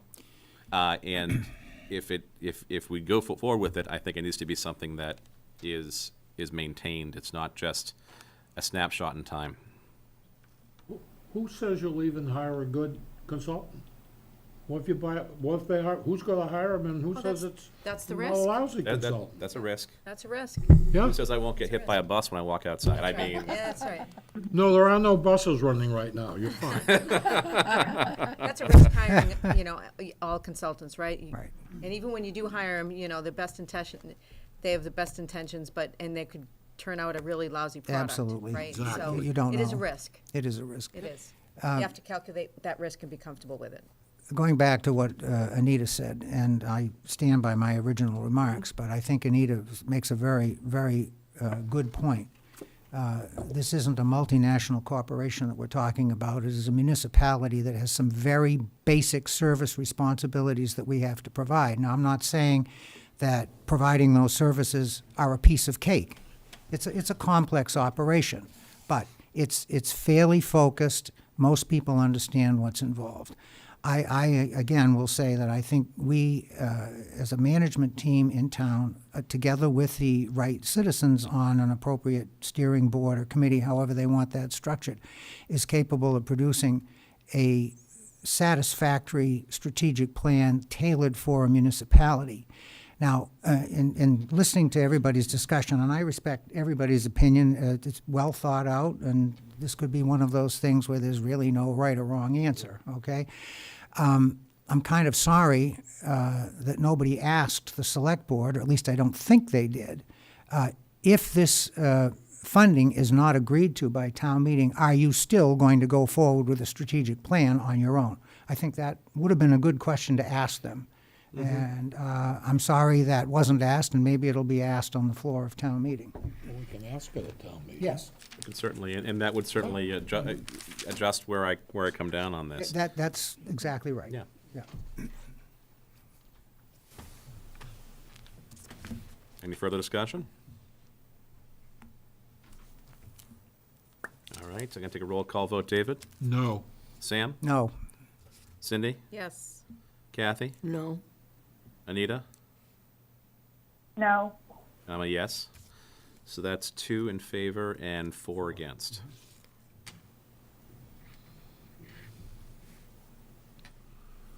All right. Article 17, a transfer of free cash. I make a motion to recommend approval of Article 17 to see if the town will vote to transfer from free cash the amount of $947,537. May I ask that you just amend that to remaining funds? Remaining funds. Thank you. I second it. Discussion? This is to the remaining To free the- cash Yeah, To goes. the general stabilization fund, yeah. The only reason I asked for remaining funds is because sometimes, especially if the previous one doesn't, Right. Good point. that it may be a Didn't different say number. it. Yeah, so all remaining funds, All remaining funds, Yep. okay. yeah. Discussion? Jim, do you know offhand where this will put us in terms of percentage of the operating budget after this is transferred? I'll have to double check. Is it hold close on. to the 10%? Let's see if, hold on, here we go. Yeah. So, general stabilization fund balance amounts to 8.7 of the town's Okay. operating budget, yeah. So the Which is stated goal, what percentage? 8.7. 8.7. Yeah. So, which is a good percentage, I'm sorry. Yeah, so the goal's always been 5 to 10%. And I think it's a large reason that, and the good management of our town, why we received for the first time ever the AAA bond rating. So continuing that course and funding that in a proper manner is one of the reasons why that happened. So, I agree. any further discussion? Hearing none, a roll call vote. David? Yes. Sam? Yes. Cindy? Yes. Kathy? Yes. Anita? yes, And I'll vote yes, that's 6 in favor.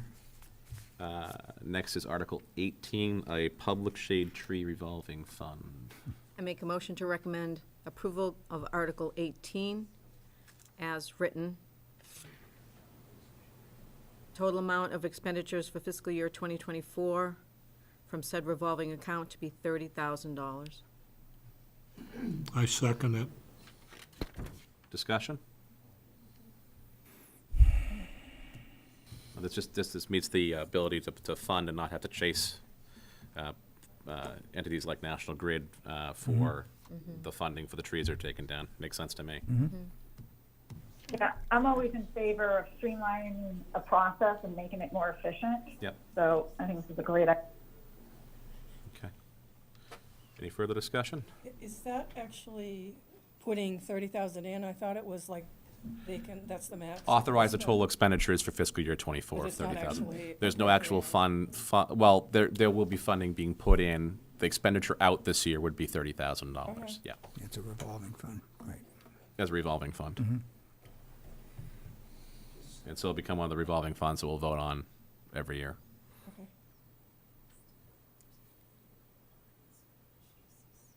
All right, any further discussion? Hearing none. David? Yes. Sam? Yes. Cindy? Yes. Kathy? Yes. Anita? Yes, And I'll vote in favor, 6 in favor. Community Preservation Fund vault shelving for the archived records, Article 19. I make a motion to recommend approval of Article 19 to see if the town will vote to transfer $26,875 from the Community Preservation Fund General Reserve to be expanded by the town clerk for the installation of shelving in the town's archive storage vault or act in relation thereto. Second it. Discussion?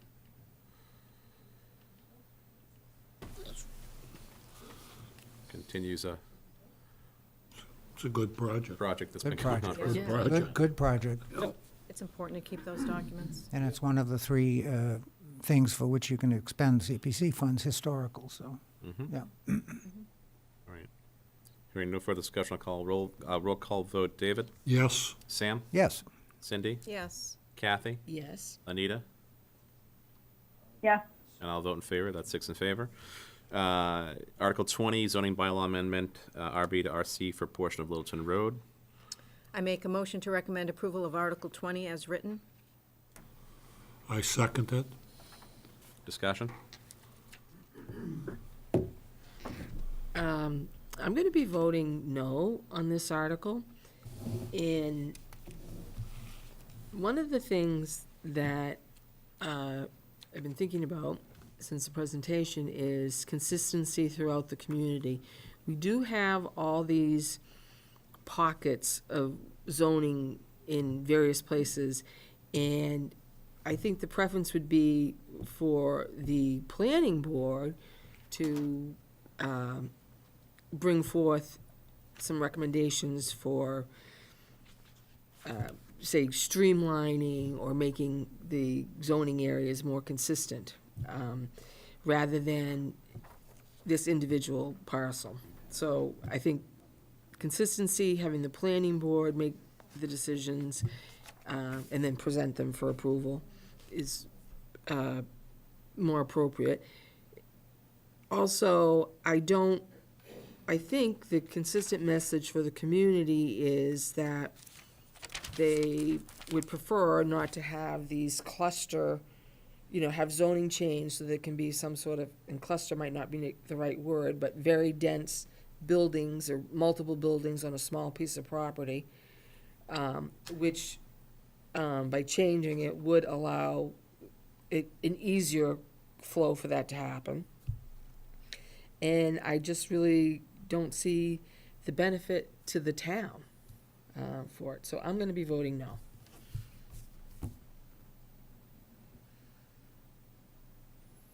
All right, I'll go next, I guess. I agree with, in essence, pretty much with everything that Kathy has just said. My understanding of zoning codes in general is that zoning is supposed to be an expression of how the community wants the town to look. And the derivative of that is how the community wants specific areas of the town to look. That should be the purpose of zoning, which is essentially what you just said, okay? And it troubles me when we have situations where we take a look at very small sections of the town, and usually these are, the requests to change usually come from the neighborhoods. But that's not the purpose of zoning. The purpose of zoning is to have the town say how the town is supposed to look, and the various zones and so forth. In the presentation we heard tonight, the statement on one of the slides was that these are older homes that were zoned to low-density single-family long before they were built.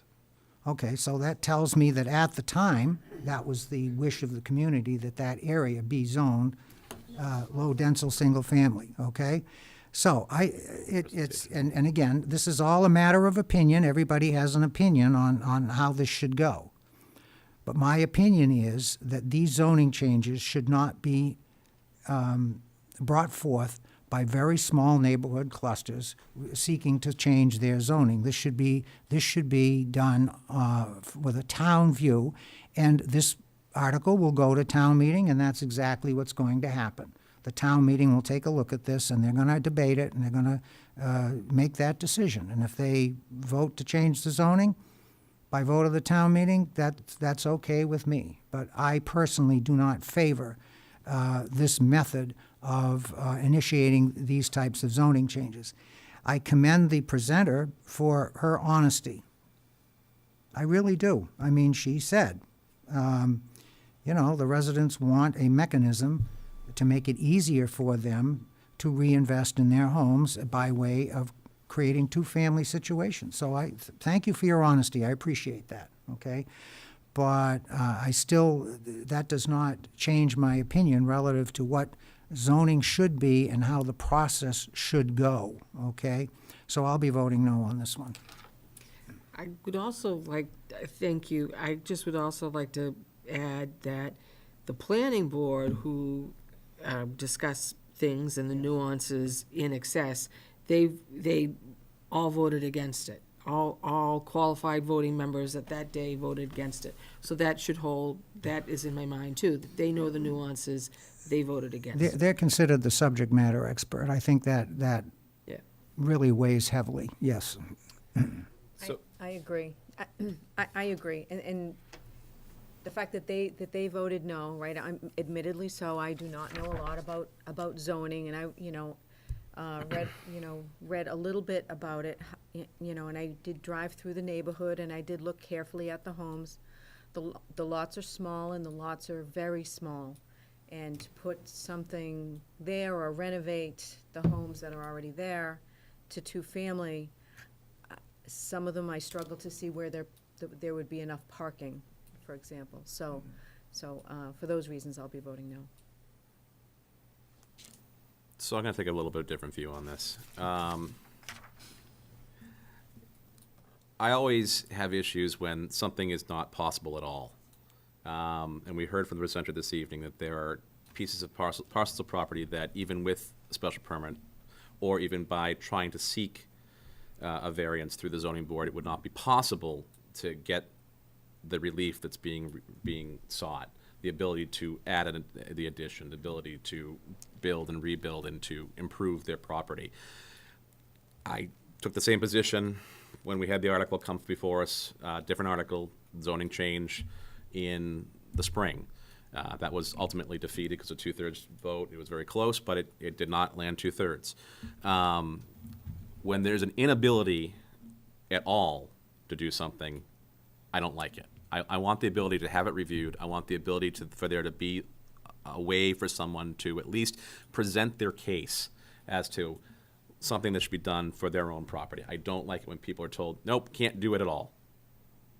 And what we heard from the presenter is that there are parcels in this district that if it were RC rather than RB, they would have at least the ability to proceed with a special permit. I'm not crazy about the fact that we're taking away the special permit requirement for some things and making it a by right. And so that's where it makes it a difficult decision for me, because I do think that things like this should be at least reviewed through special permit. Yes, the building commissioner will still be involved in reviewing, and some of these will still come before the planning board for work and for improvement. Looking from a purely economical standpoint, although it won't be a huge increase to the tax roll, there is a tax benefit to these properties being developed and reformed, and if they are not, then depreciation does affect the value that it's collected for tax purposes for the town. So I'll certainly take that into consideration. I think I'm very close on the fence here, but again, when it comes to a situation where you're telling a property owner they can't do anything, and there's no mechanism to at least present their case, I'm always gonna fall on the side of, well, I want them to at least present their case. So I'm going to vote in But favor Jim- of this. Jim, I want to add to your point there. I agree with you on that comment, but changing it from RB to RC doesn't give them that mechanism. All it does is give them the ability to put a two-family. That's the thing they can't do. But the same, like FAR, the same setbacks, all of that still applies in RC and, whether it's RC and RB. But the ability to put two families. Not for all the parcels. It's not 100% for all the parcels, and there are parcels that would be able to do things that they cannot currently do under the current zoning in RB. Right, they can't put a two-family.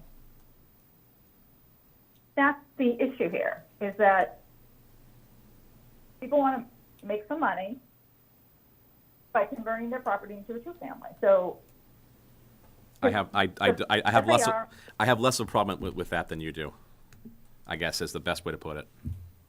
It's their understand. property. Right, but like what they're saying is, I understand your concern and I get that because, I agree with you. If someone wants to add an addition, they should be able to add, I think there should be a mechanism for it. So I agree with you there. But by converting it from RB to RC is not taking care of that problem.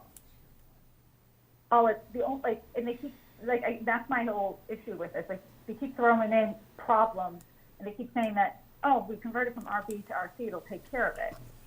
Okay, well, no, not really. Like, one of the problems that was brought up in our presentation was the traffic and the trucks, and they get them saying, well, this will help take care of it. I don't lean, So, yeah. I'm not following this logic here, because changing it from RB to RC doesn't take, all it does is add the ability to put a two-family, because that's the one thing they can't do in an RB. But there is a mechanism to add additions. It doesn't take away the FAR requirement. It's the same.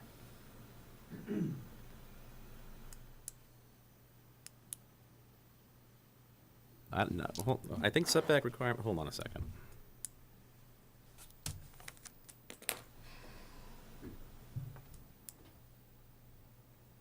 Because that's what we were changing in the last. So you're saying that there are Town no meeting, right? differences in setback requirements or FAR requirements between RB and RC, and I don't think that's correct. Get out. Hold on. I don't think that's correct. So that's what I'm looking up right now. The FAR and what we were trying to get rid of through the ZBA was the same. They were removing it from RB, RC, and all those two together. We're removing those requirements the last spring town meeting.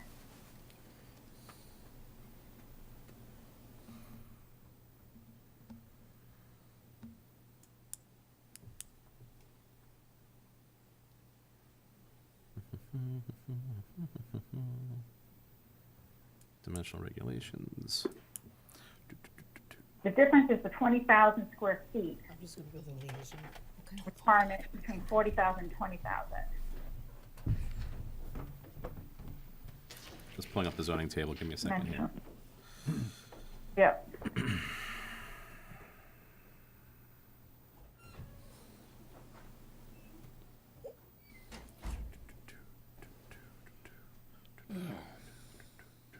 No, there are changes from setbacks, you're right.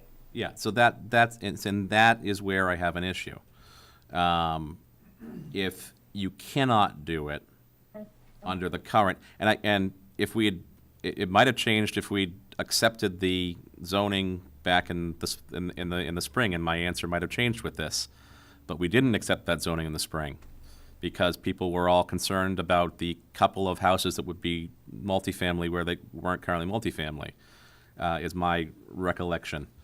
And so I think my answer would be different and my position on my vote would be different if we had accepted that zoning change, but we didn't.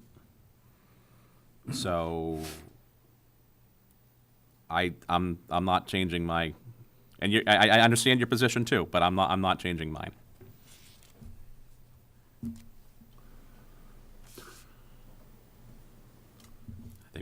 Kathy stepped out for a second. Yeah, she has. Yeah, we lost Kath. Yeah. We haven't heard from you, David, unless you don't want to speak. No, well,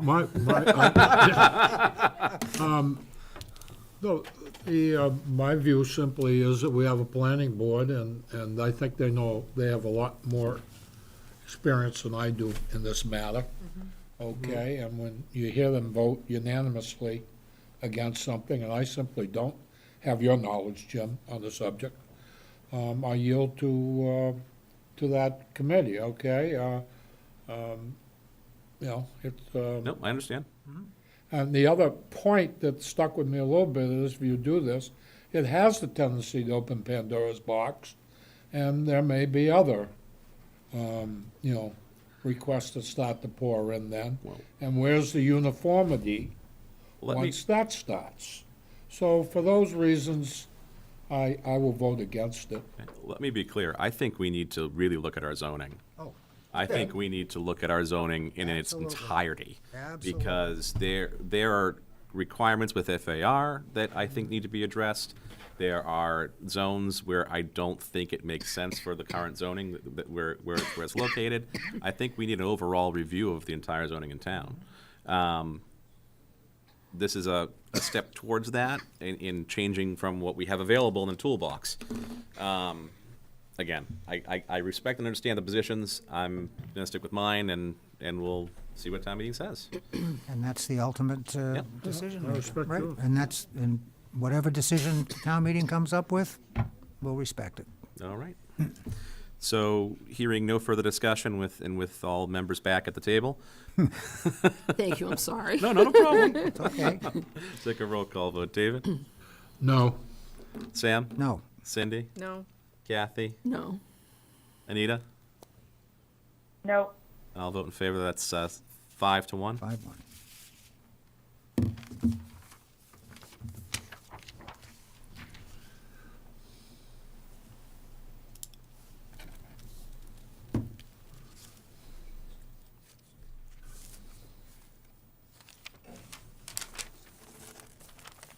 Sorry, I'm just making sure I got the vote 21. down it's correctly.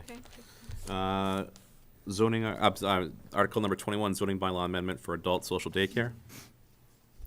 I make a motion to recommend approval of Article 21 to see if the town will vote to amend the Town Code, Chapter 195, zoning bylaw by amending Section 195-5, permitted uses, attached 1, use regulation schedule by adding a new adult daycare as line item D.37 in the table as follows. I second it. Discussion? I think it's pretty self-explanatory. Yeah, Reducing the easy. table and making one change that made sense for what they're trying to accomplish, especially in the multifamily where they may have adult daycare there anyway. Roll call vote. David? Yes, Sam? Yes. Cindy? Yes. Kathy? Yes. Anita? yes, I'll vote in favor. 6 in favor.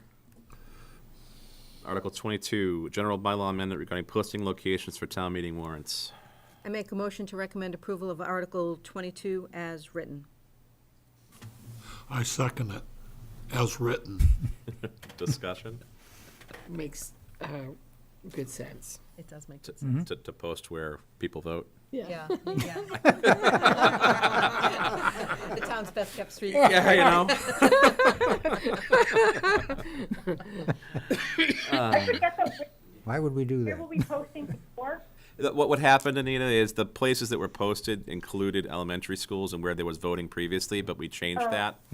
So now it goes in line with where people would go to vote, but also the police station, the fire station, the libraries, and the town offices, just to make it clear that municipal buildings, polling locations, but not necessarily in places we don't vote anymore. Yep. No, I just couldn't remember That's why. Yep. the reason. Yeah, thank you. Hearing no further discussion, roll call vote. David? Yes, Sam? Yes. Cindy? Yes. Kathy? Yes. Anita? Yes, And I'll vote in favor. That's 6 in favor. Article 23, Town Charter Amendment, number of nominating signatures for town meeting representatives. I make a motion to recommend approval of Article 22 as written. Excuse me. I make a motion to recommend approval of Article 23. Yep, sorry. as written. I second it as written. Discussion? I think this is a good article. I think it recognizes the current reality relative to the participation of our voting population in Chelmsford. And hopefully, if we adopt this, if town meeting adopts this article, we are going to cut down on the number of write-in votes, which is a problem for the town clerk. So I'm fully in favor of this. The write-in vote is very interesting and a lot of work the night of the election, too. Yes, it is. Because you have to stay and you have to record each one of those write-in ballots. Yeah, I mean, and so it adds a lot of work for the poll workers. And then, as the town clerk explained, her efforts to get people to accept the position when. I mean, years ago, I know there was a person that, as a joke, we kept writing them in on planning board, and they would have never accepted that position. It was just a, Right. you know. But now, I don't think that joke is as funny as I did at the time.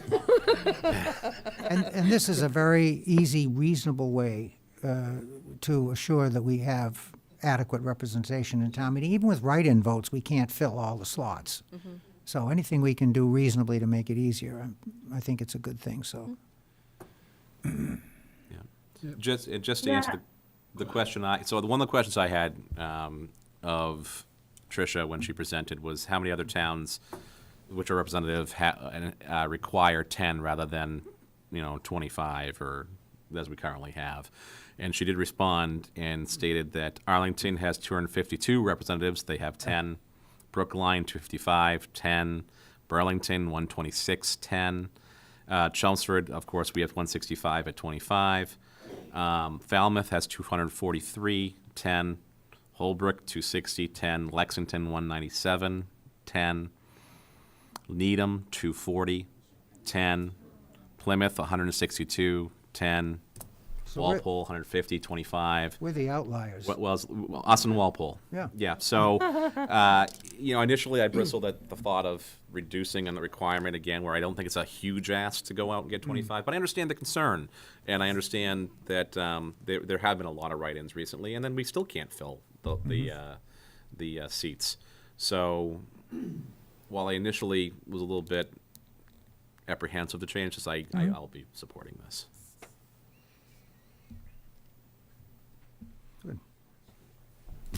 Any further questions? Any further discussion? Hearing none. Roll call vote. David? Yes. Sam? Yes.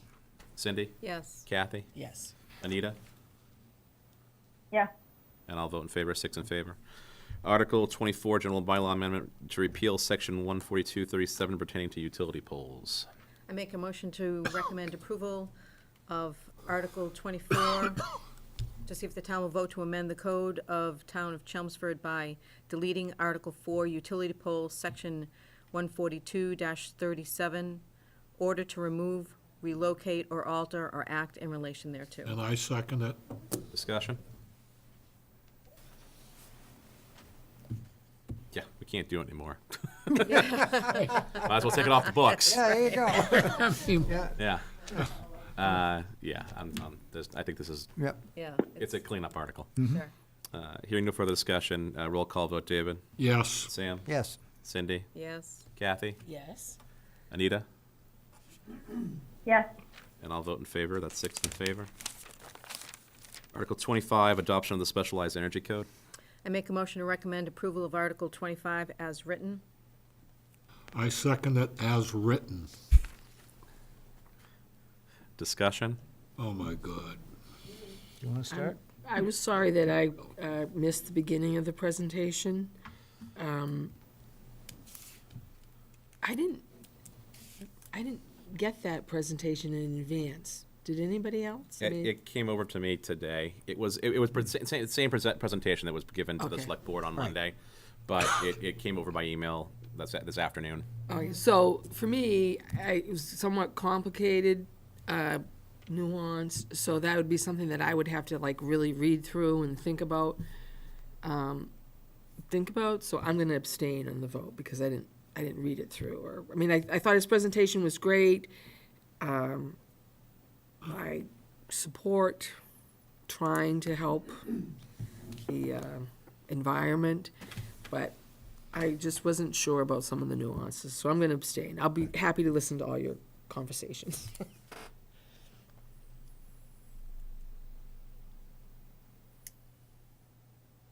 You want me to start? Go ahead. I started the last time. You start You now. start the. Oh, I just think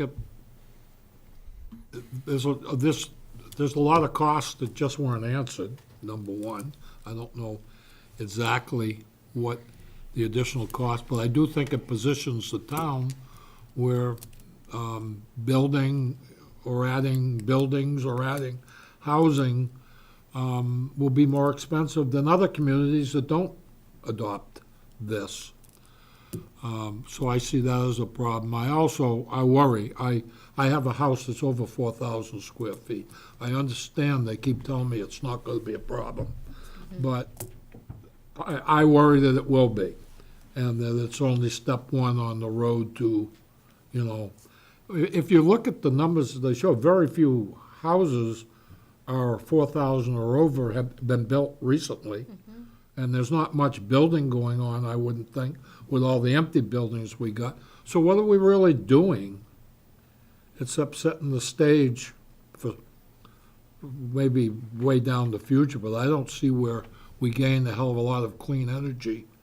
And I think that policy should be at the state level or the country level, but certainly not at an individual community level. So I'm against it, obviously. I agree with your points, and we talked earlier about, Jim, I believe you asked the question about, whether conversations have been had with National Grid, and do we understand if the infrastructure can even support it? I mean, the fact that those basic questions still, the second time we're discussing it as town meeting representatives and finance committee members, and we still don't understand that answer to that very basic question, raises big concerns for me, as well as the additional costs, right? 1 to 2%, that could be a lot of money. It is a lot of money, and given the fact that we don't yet have the updated, we saw the chart was from 2021. To Jim's point, it was probably data from 2020. That was then, this is now, huge inflation, so the numbers could be even higher. And the fact that we don't know that leads me to vote no for this. I'm sorry, Sam, before you Go jump ahead. in, I know there's someone on Zoom that's raising their hand. I'd just like to let that person know that we don't typically take questions or comment during our vote. If there's a specific question we may have for the presenter, we have in the past reached out and asked that, but we don't take comment during our deliberation. I'm sorry, Sam. Oh, it's Continue. okay. That's all right. I'm going to be voting no on this one for a number of reasons, some of which David and Cindy have already well articulated. I think the point that Jim brought up about the infrastructure is very valid. What do we know about the ability of the infrastructure to support increased energy demand from the electrical standpoint? We don't know. All right. For me, the issue really is one of, I don't know, maybe I can categorize it as philosophy. We have a situation here where the heavy hand of government, once again, is telling us that we cannot make choices relative to how we heat our homes, how we cook our food, how we heat our hot water, okay? Because I guess we're not smart enough to make the right choice. And at my age, I've seen this cycle over and over and over again. I grew up in the 1950s, in the early 60s, and I saw the energy cycle. When I was 10 years old, half the residences in my town and probably half the businesses burned coal. Okay, the dirtiest fossil fuel you can have, coal. Within a 25-year period, most of those people transitioned to oil, a dirty form, but cleaner than coal, and yet again transitioned to natural gas, the cleanest form of the three, okay? And these were people acting within the marketplace, under the free market economy, making informed choices by themselves, going in the right direction. And I have full confidence in people that going forward, these changes, if this is the way it's going to go, people will get there through the free market mechanism, which has worked very well in this country for 200 years, without the heavy hand of Uncle Sam telling us, sorry, folks, you don't have these choices anymore, and we're going to mandate you into expensive situations. Now, I understand the argument, it doesn't apply to renovations. I think that's what got people upset the last time, because we didn't know. But as David, I think, correctly pointed out, and I think we've all seen, those of us that have lived through these cycles, this is step one, okay? What did they say about the seatbelt law? Exactly. Don't worry about it, okay? Don't worry about it, because we won't enforce it. We'll just, pass the law and it won't be enforced. Well, it didn't take very long for that to change. And, we can all think of multiple examples where that's been the case. And I'm afraid, I'm afraid of things like this. I really am. So, and I really don't want to get into a discussion as to the merits or lack thereof of green energy. That's not what I'm talking about here. Okay, I don't like the approach. And I am very concerned about infrastructure. I'm also concerned that I've heard the presentation last spring, I've heard the presentation here, and to the chairman's point, there's an awful lot that has been unsaid and left out. I think more questions need to be answered, to explore something like this further. So I'm a no vote on this one.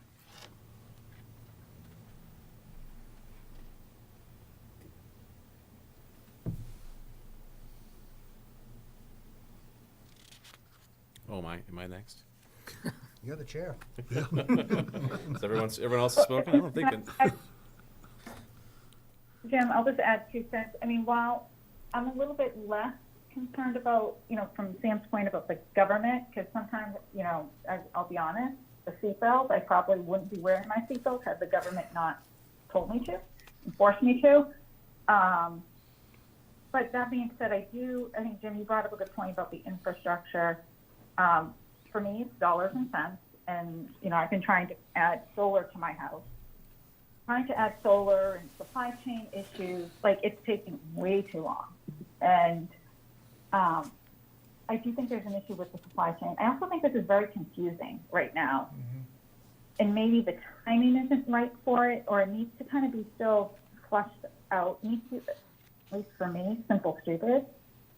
And there's a lot of stuff here that's very, I don't know, I just feel like I think it still needs to kind of develop. I'm not necessarily opposed to the mandates on new homes. I'm glad that my concern last time was about the renovation, so I'm glad that's taken out.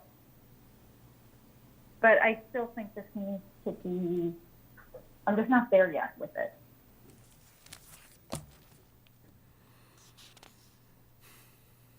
So while I'm a no, I'd like to be a yes in the future for this.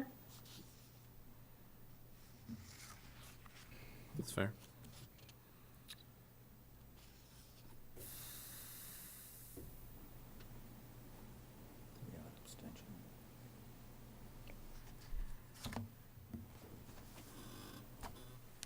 And I'm a little bit torn on this one. One of my main concerns when we were discussing this back in the spring was what major substantial renovations would be affected, and as it was presented back in the spring rather, there was a lack of clarity on whether or not there would be a requirement to put those onto those substantial renovations, major renovations. We still don't. So essentially, I mean, the DOER is saying that. There are no extensive renovations and additions follow the requirements under the regular stretch code, and there's no application of this to the special requirements to the current already adopted stretch code. So that does assuage part of my concern. I still remain concerned about the grid's ability to support these changes and the the speed with which it's being adopted. I'd like more clarity on the changes. I know that the stretch code requires, on the new construction, the addition of electronic vehicle readiness, 6 feet from the house, one spot for 1 or 2 family, and 20% for commercial residential. And there's a change that's I'm not clear on what the change is in the stretch code, special code for multifamily, as what was required for the electronic vehicle requirements. This would be, if enacted, would be put into effect July 1st, 2024. How does that affect current things that have not currently been permitted that we know are in the works, such as UMass West? Is that going to affect their ability to proceed? And will that affect Good point. the ability to proceed under the consent, or not the consent, but the agreement with the select board regarding how they proceeded with construction? And will they find it themselves unable to proceed because of the new requirements if they don't get the permits in place prior to that time period? And will we be stuck in a situation where there's been a change in that area, and all of a sudden we don't have someone working there, and we're stuck with a new development coming in that's not going to be working with us? That concerns me. There are a lot of what-ifs, and I would like more recent data on the cost of implementation. Like I said, that it's a February 2021 report. Couldn't have had 2021 data included in it. And it's one point by an institution that is doing this in support of this push and this move. So the cost data I think needs to be updated. I have too many concerns to adopt a further. I agreed with, and I still agree with the adoption of the stretch code, making ourselves a green community. I'm not sure I'm ready to say go with the specialized code. I'd like more information. I'm not a hard no, but I'm certainly not a hard yes. I think I'm gonna have to abstain on this one.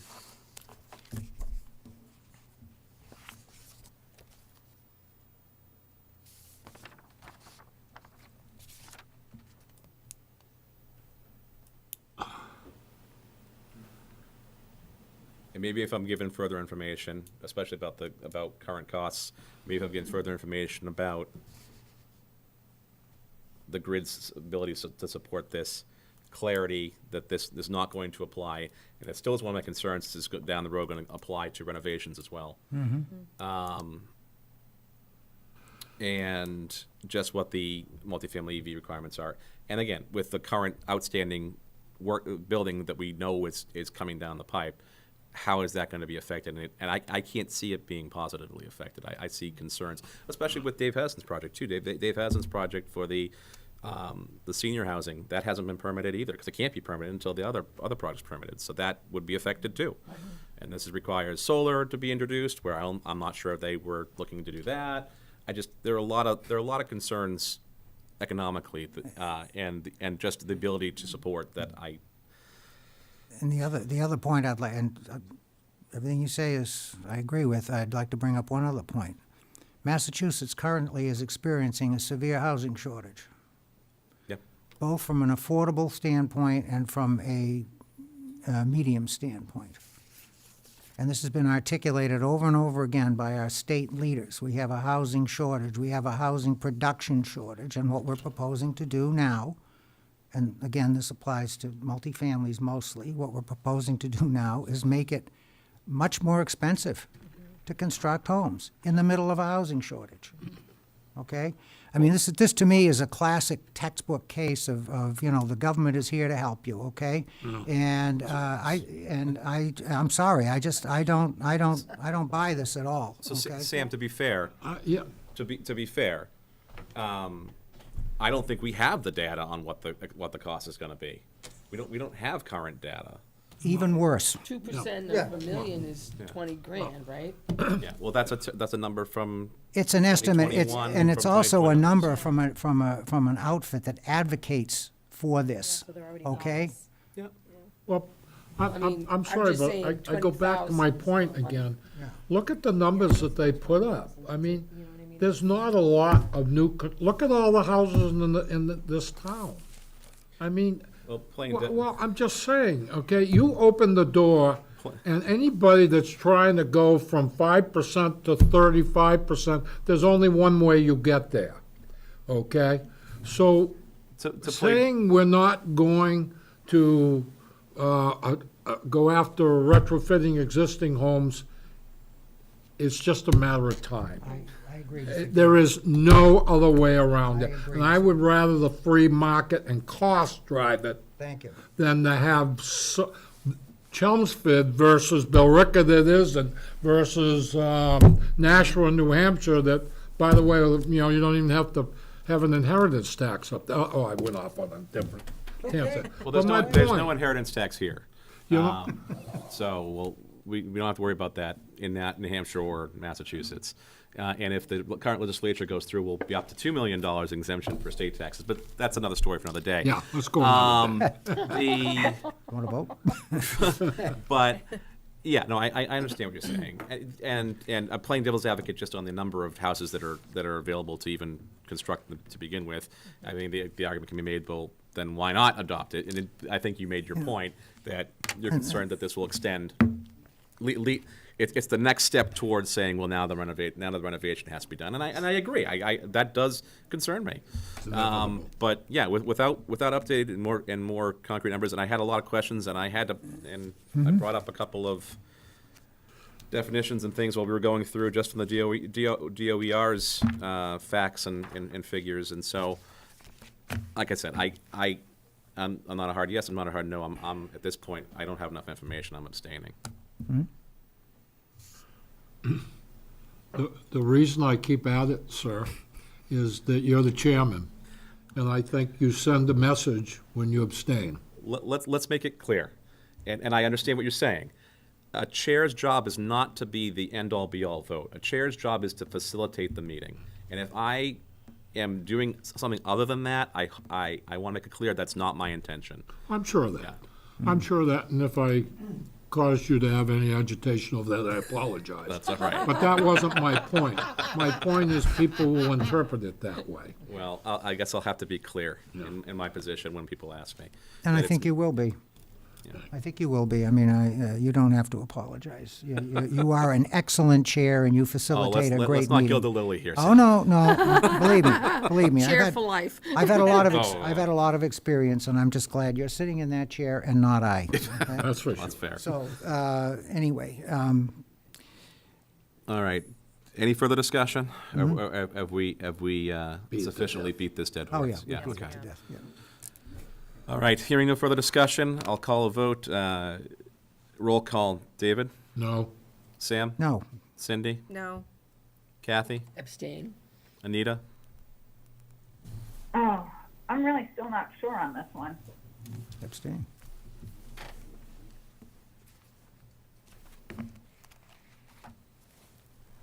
I would like to vote yes. Yeah. You have three options. Well, 4. She could leave the room. I'm gonna vote yes Sure. on this, but, anyway, I will abstain. I'm abstaining. 3 abstains. Yeah. 3 abstain, 3 3 against. All right. Article 26, acquiring a permanent easement at 9 Acton Road. I make a motion to recommend approval of Article 26 as written. I love it. I second.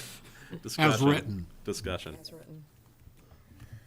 So you folks know I'll start. You folks know my position. I made it perfectly clear when Paul was here on the 14th of September. So I live on the other side of that brook, right? And it is the town's intention to connect that path that this easement is on over the brook to the back of Gristmill condominiums, right? We already have problems with the public walking back there. people peering in our windows. We've had people try to get into the back door and enter into the building. We've had kids riding their bicycles into the garage door when they see it open. At one point, when I followed them in there, the kids were trying to were pressing the elevator button and wanted to go upstairs. There are people that trespass already on the property when politely approached. I've had pizza thrown at me. I've had people spit at me. I've had people ride their bikes aggressively towards me. Increasing adding the bridge over the brook from the easement that we're discussing here in Article 26 would increase the probability of mischief and mayhem. It would decrease our privacy. It would decrease our security. It would decrease our positive life that we chose to live there.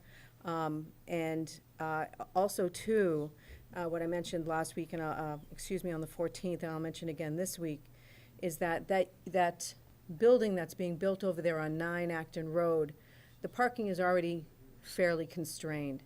So there is high likelihood that the people visiting, or even the residents living over there, would park in front of Grist Mill, walk along the path over the bridge to their property. It could be all times of day and night. They could be revelers, there could be partiers. And also too, even the public today, taking their dogs and defecating on our land. We've had to already spend about $1,000 repairing our common area, and because of pets and they're walking, they're riding their bikes on the common area. So there's a lot of concerns that we have as residents of Grist Mill, and for that I'm voting no. It's a resolute no.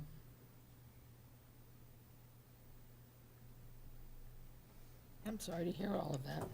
Oh, thank you, Kathy. It is, yeah, it's been terrible. In fact, there are men come off the bike path and sneak into the woods, and they're urinating, and people can see them. People are sitting out on their patios and watching men, come off the bike path. Wow. Yeah, so increasing public into that area is going to increase these types of situations. So, hearing that, and I certainly appreciate that, what is the downside if we don't do this? Is there a downside if we don't do this? I would see it as that this is something that's being provided at the time while they're doing construction, and it's being provided by the landowner as part of the requirement under their permit. And if they were not to do it now, it won't happen again. I think it's very, very, very unlikely that in the future, should this town desire to have an easement over this, that it would not be granted or not be thought of being granted by the owners of this property, which would be at that point likely the association for the condos. Could it happen? I guess. If they felt generous and said, hey, yeah, sure, we'll give you a portion of the land to have access and availability to go back at this point. It currently doesn't exist. The town doesn't have that right. Right. It's being provided pursuant to the permit. We heard from Paul 2 weeks ago that there are no current plans to do any particular constructed path that would lead to it. Might that change in the future? Yes. I can't say that won't change in the future. But if it's not done now, it's very unlikely it will ever be done in the future, and that avenue is more than likely for the foreseeable future cut off as an access point. I'm trying to visualize. So 9 Acton Road, there's a brook in between that piece of property and the grist mill and the bike path. Is the bike path on the other side of? Let me see if I can pull up because what we're seeing here is just the Okay. So the plan. easement runs along I the will return, Fitzwilliams Jim. property line. So it runs from the street, it runs from 9 Acton, right down the Fitzwilliams, I believe that's their name. The White House or The what? White House, right? So it starts at the road, 9 Acton, and runs straight down to the brook, 8 feet wide. And it stops at the brook. The other concern I had was, kids riding their bike down that path and have it abruptly end at the brook, and cause a safety issue as well, so.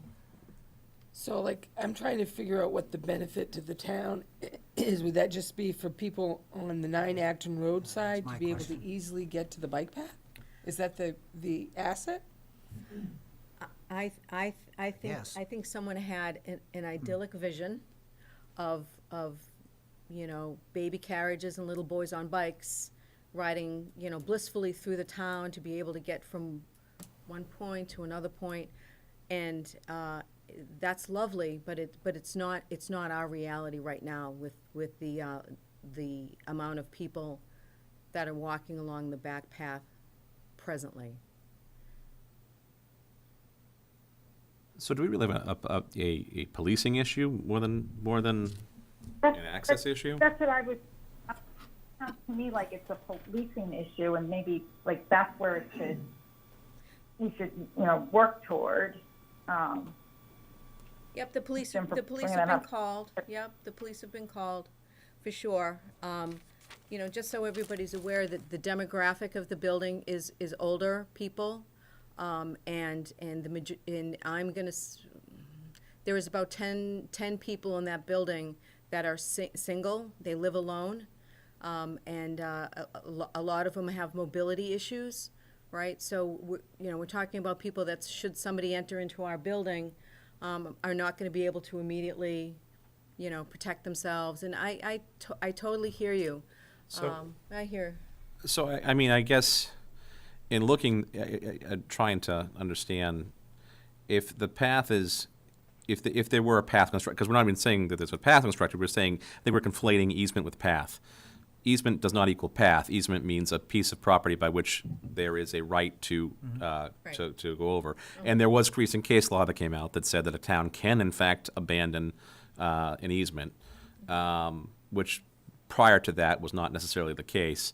However, it is, I don't think, a situation in which that claim would be brought.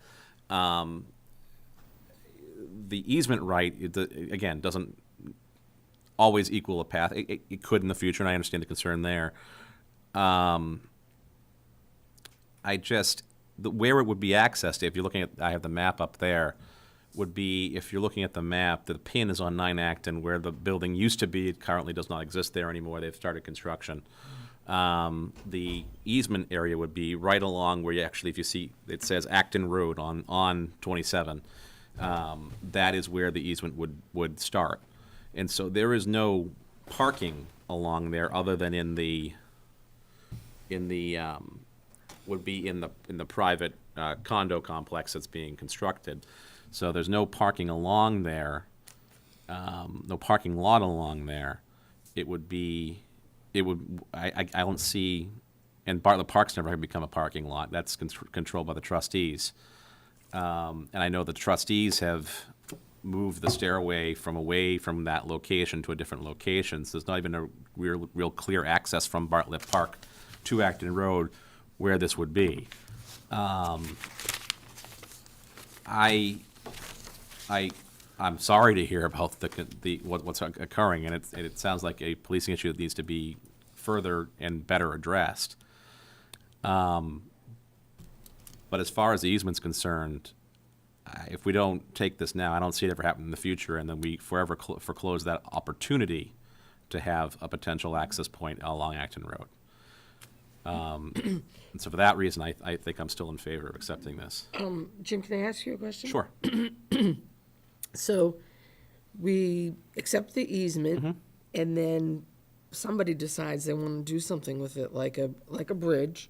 How is that Is that brought forward to town meeting, or is that Yeah. like just conservation, or? Well, it depends on where the location is and who has control over it, and whether or not they're seeking funding or need requirement in order to do that. And I don't know the answer to that. Yeah.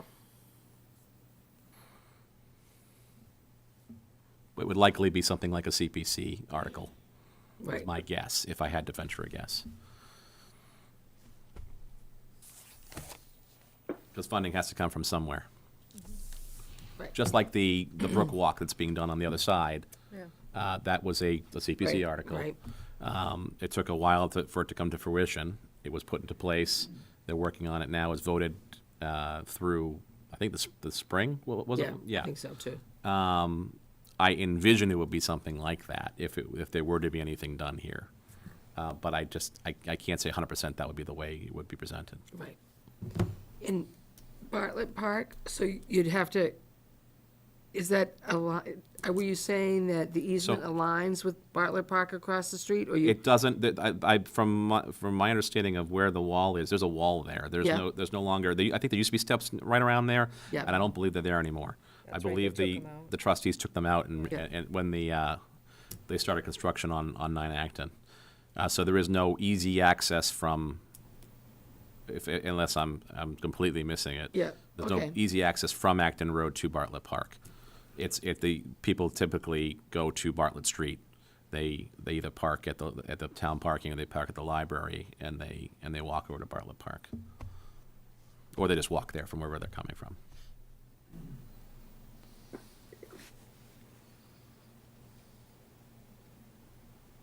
Any further discussion?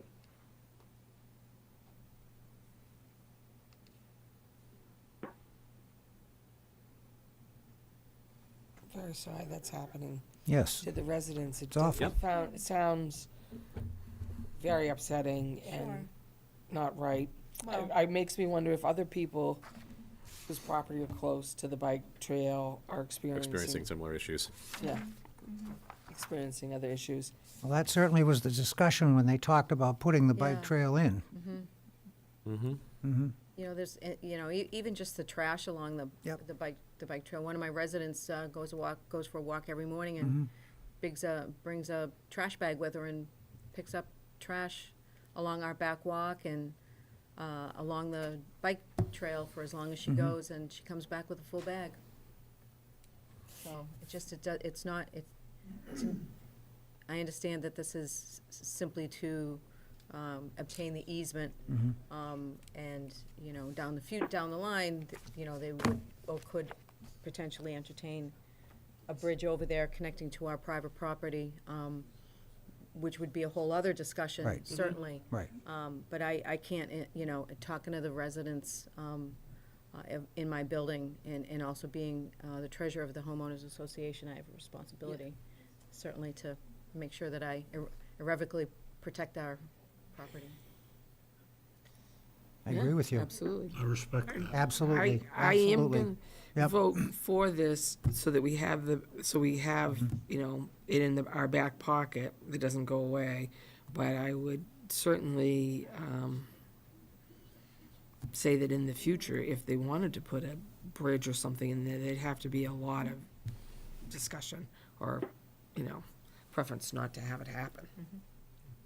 I understand that our police force is probably overburdened as it is, okay?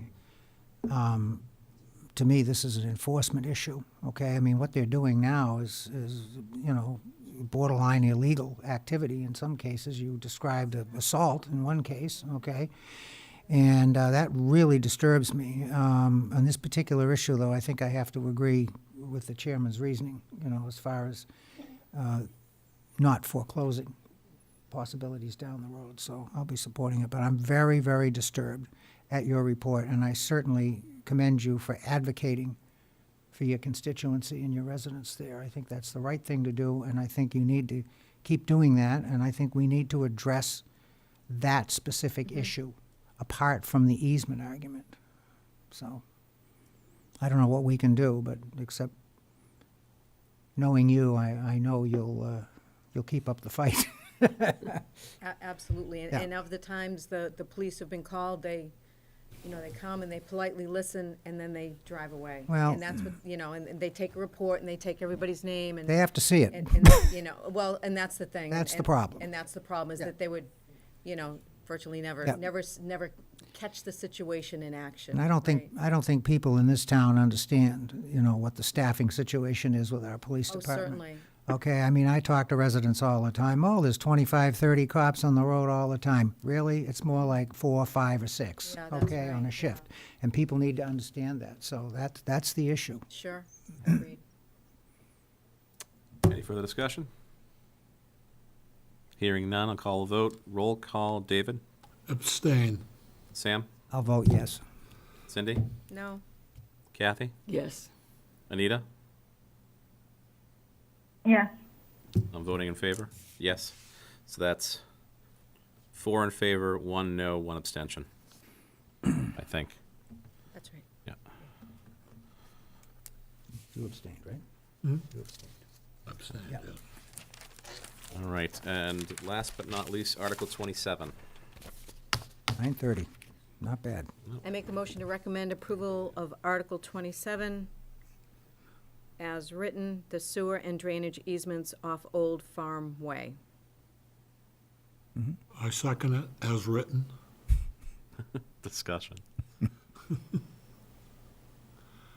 We need the easements. They don't exist. Mm-hmm. I think it's pretty straightforward. All right. I'm hearing no further discussion. I'm going to call a vote. David? Yes. Sam? Yes. Cindy? Yes, Kathy? Yes. Anita? Yes. And I'm going to vote in favor. 6 in favor. All right, that brings us to the end of our articles for this evening. Next on our agenda is public comment and press questions. Do we have any public comment?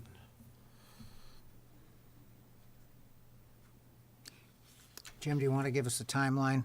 Well, that's. I'm sorry. Next, I Oh, I'm think. sorry. I jumped. I think jumped the you gun. jumped, You were yes. correct. Yeah. Yes, thank you, Sam. Discussion of future meetings and timeline for Finance Committee warrant book production. So we have town meeting coming. It says spring annual. I didn't prepare the slide. Just letting you know. October 16th, I believe. yes, October 16th. Is the date. Is that? Yeah, that's right. Wow, Yeah. that's quick. So it's one of the earlier ones we've had in recent years. Just the way the calendar's There's the notice, landing. Jim, I have the notice. Thank for you. You're welcome. Yeah, so we'll continue October 19th, which is the following Thursday. I do think this is going to be more than one night. Oh, yeah. I hope it won't be 3 nights, but we'll see. Jeez The Louise. third night would be that Monday, October 23rd. They all start at 7:30, as they always do. The book, we have to have no later than 1 week prior. We try to get it out prior to the 1 week. Yes, that's the requirement, but we will have it before the one. Is there a holiday the Monday before? Oh, there might be. Columbus Day or something? Does Yeah, that it's fall Columbus Day. Yeah, so we need to do it 9th? Yeah. the Friday So before. the Friday the 6th Yeah, would it's be the Columbus absolute Day. latest we could have it's that Indigenous, to the printers, and don't I'll post it on the website. So just next Friday. Fantastic. Yeah, so Pam will start diligently putting together the votes and the slides. To the extent that anyone has slides or information that she doesn't already have, if they could email me and Pam, or just Pam. Is there anything you're looking for particularly? Just a letter. I will have what I have ready. I'll send that on Saturday. I have most everything ready. I'll just put in all the votes. Okay, and then perfect. You'll just have the old letter, so just ignore the Yep. letter. Yeah, as you always do. Are you requiring any commentary from us, Jim? That was my next point. Okay. If you have a position either against, you don't have to say anything if you've abstained, because an abstain is a no vote. Is a non-vote, rather, sorry, not a no vote. You can, if you want to explain your abstention, you certainly are welcome to do so. As for a no vote, I would ask that you provide that support. If there's a yes vote that may have had split, that would be welcome as well, so we can put that into the book and provide explanation. Because the more explanation we provide prior to town meeting, I find the smoother the town meeting goes, because not everyone is able to go back and watch, or is currently watching now, our meetings.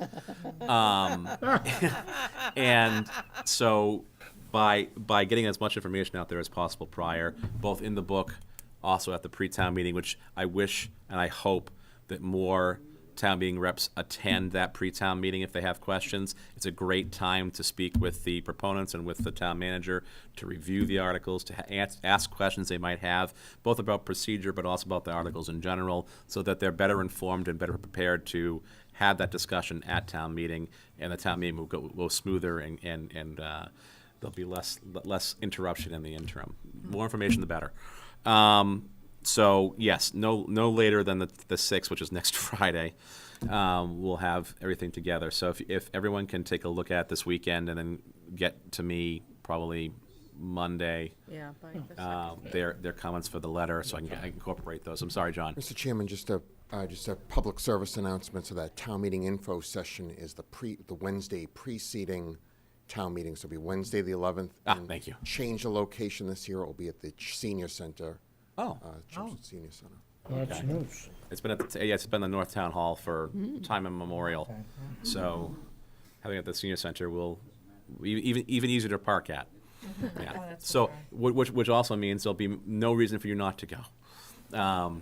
So I'm not going. if as far as the timeline is concerned, Down in so Newport, Monday, Rhode Island. Monday, if you guys get your comments to me, that'd be great. We'll get the book out, and town meeting starts October 16th at 7:30. Now I'll offer, since I did jump the gun, if there is any public comment additionally to what I've previously asked. Yes, if you just state your name for the record, please. Nancy Arroway, 65 Littleton Road. And I just wanted to ask if, in your consideration of the easement at 9 Acton Road, you took into consideration the fact that if an easement is put in there, they are entitled to a very significant increase in the number of units on that property. Not sure I understand, Nancy. So they're building 18. Are you saying that they? I'm saying that if the easement is passed, they could come back and ask for a modification of the plan that significantly increased the number of units. They would have to come back to the planning board. They'd have to come back to the planning board, but they would be entitled to that increase. In your opinion. I'm And they just don't looking have, at the zoning code. and they don't have to grant it. You don't have to Oh, grab it. okay. But it does open the possibility, thank you, the possibility. But do you even have any space left to put any buildings? It's only 1.3 acres. It's already jam-packed over there. You should see how Very- tight they are. Very It's- unlikely it's- possibility that would It's ever happen. not my favorite Oh, project. that's interesting, thank you. Okay. Thank you, well, Nancy. All right. Any other public comment? That's already a dense property. Oh, just asking for any other public comment. Hearing none, I will entertain a motion to adjourn. So moved. Second. Second. All those in favor? Aye. Aye. All right, see everybody at town meeting.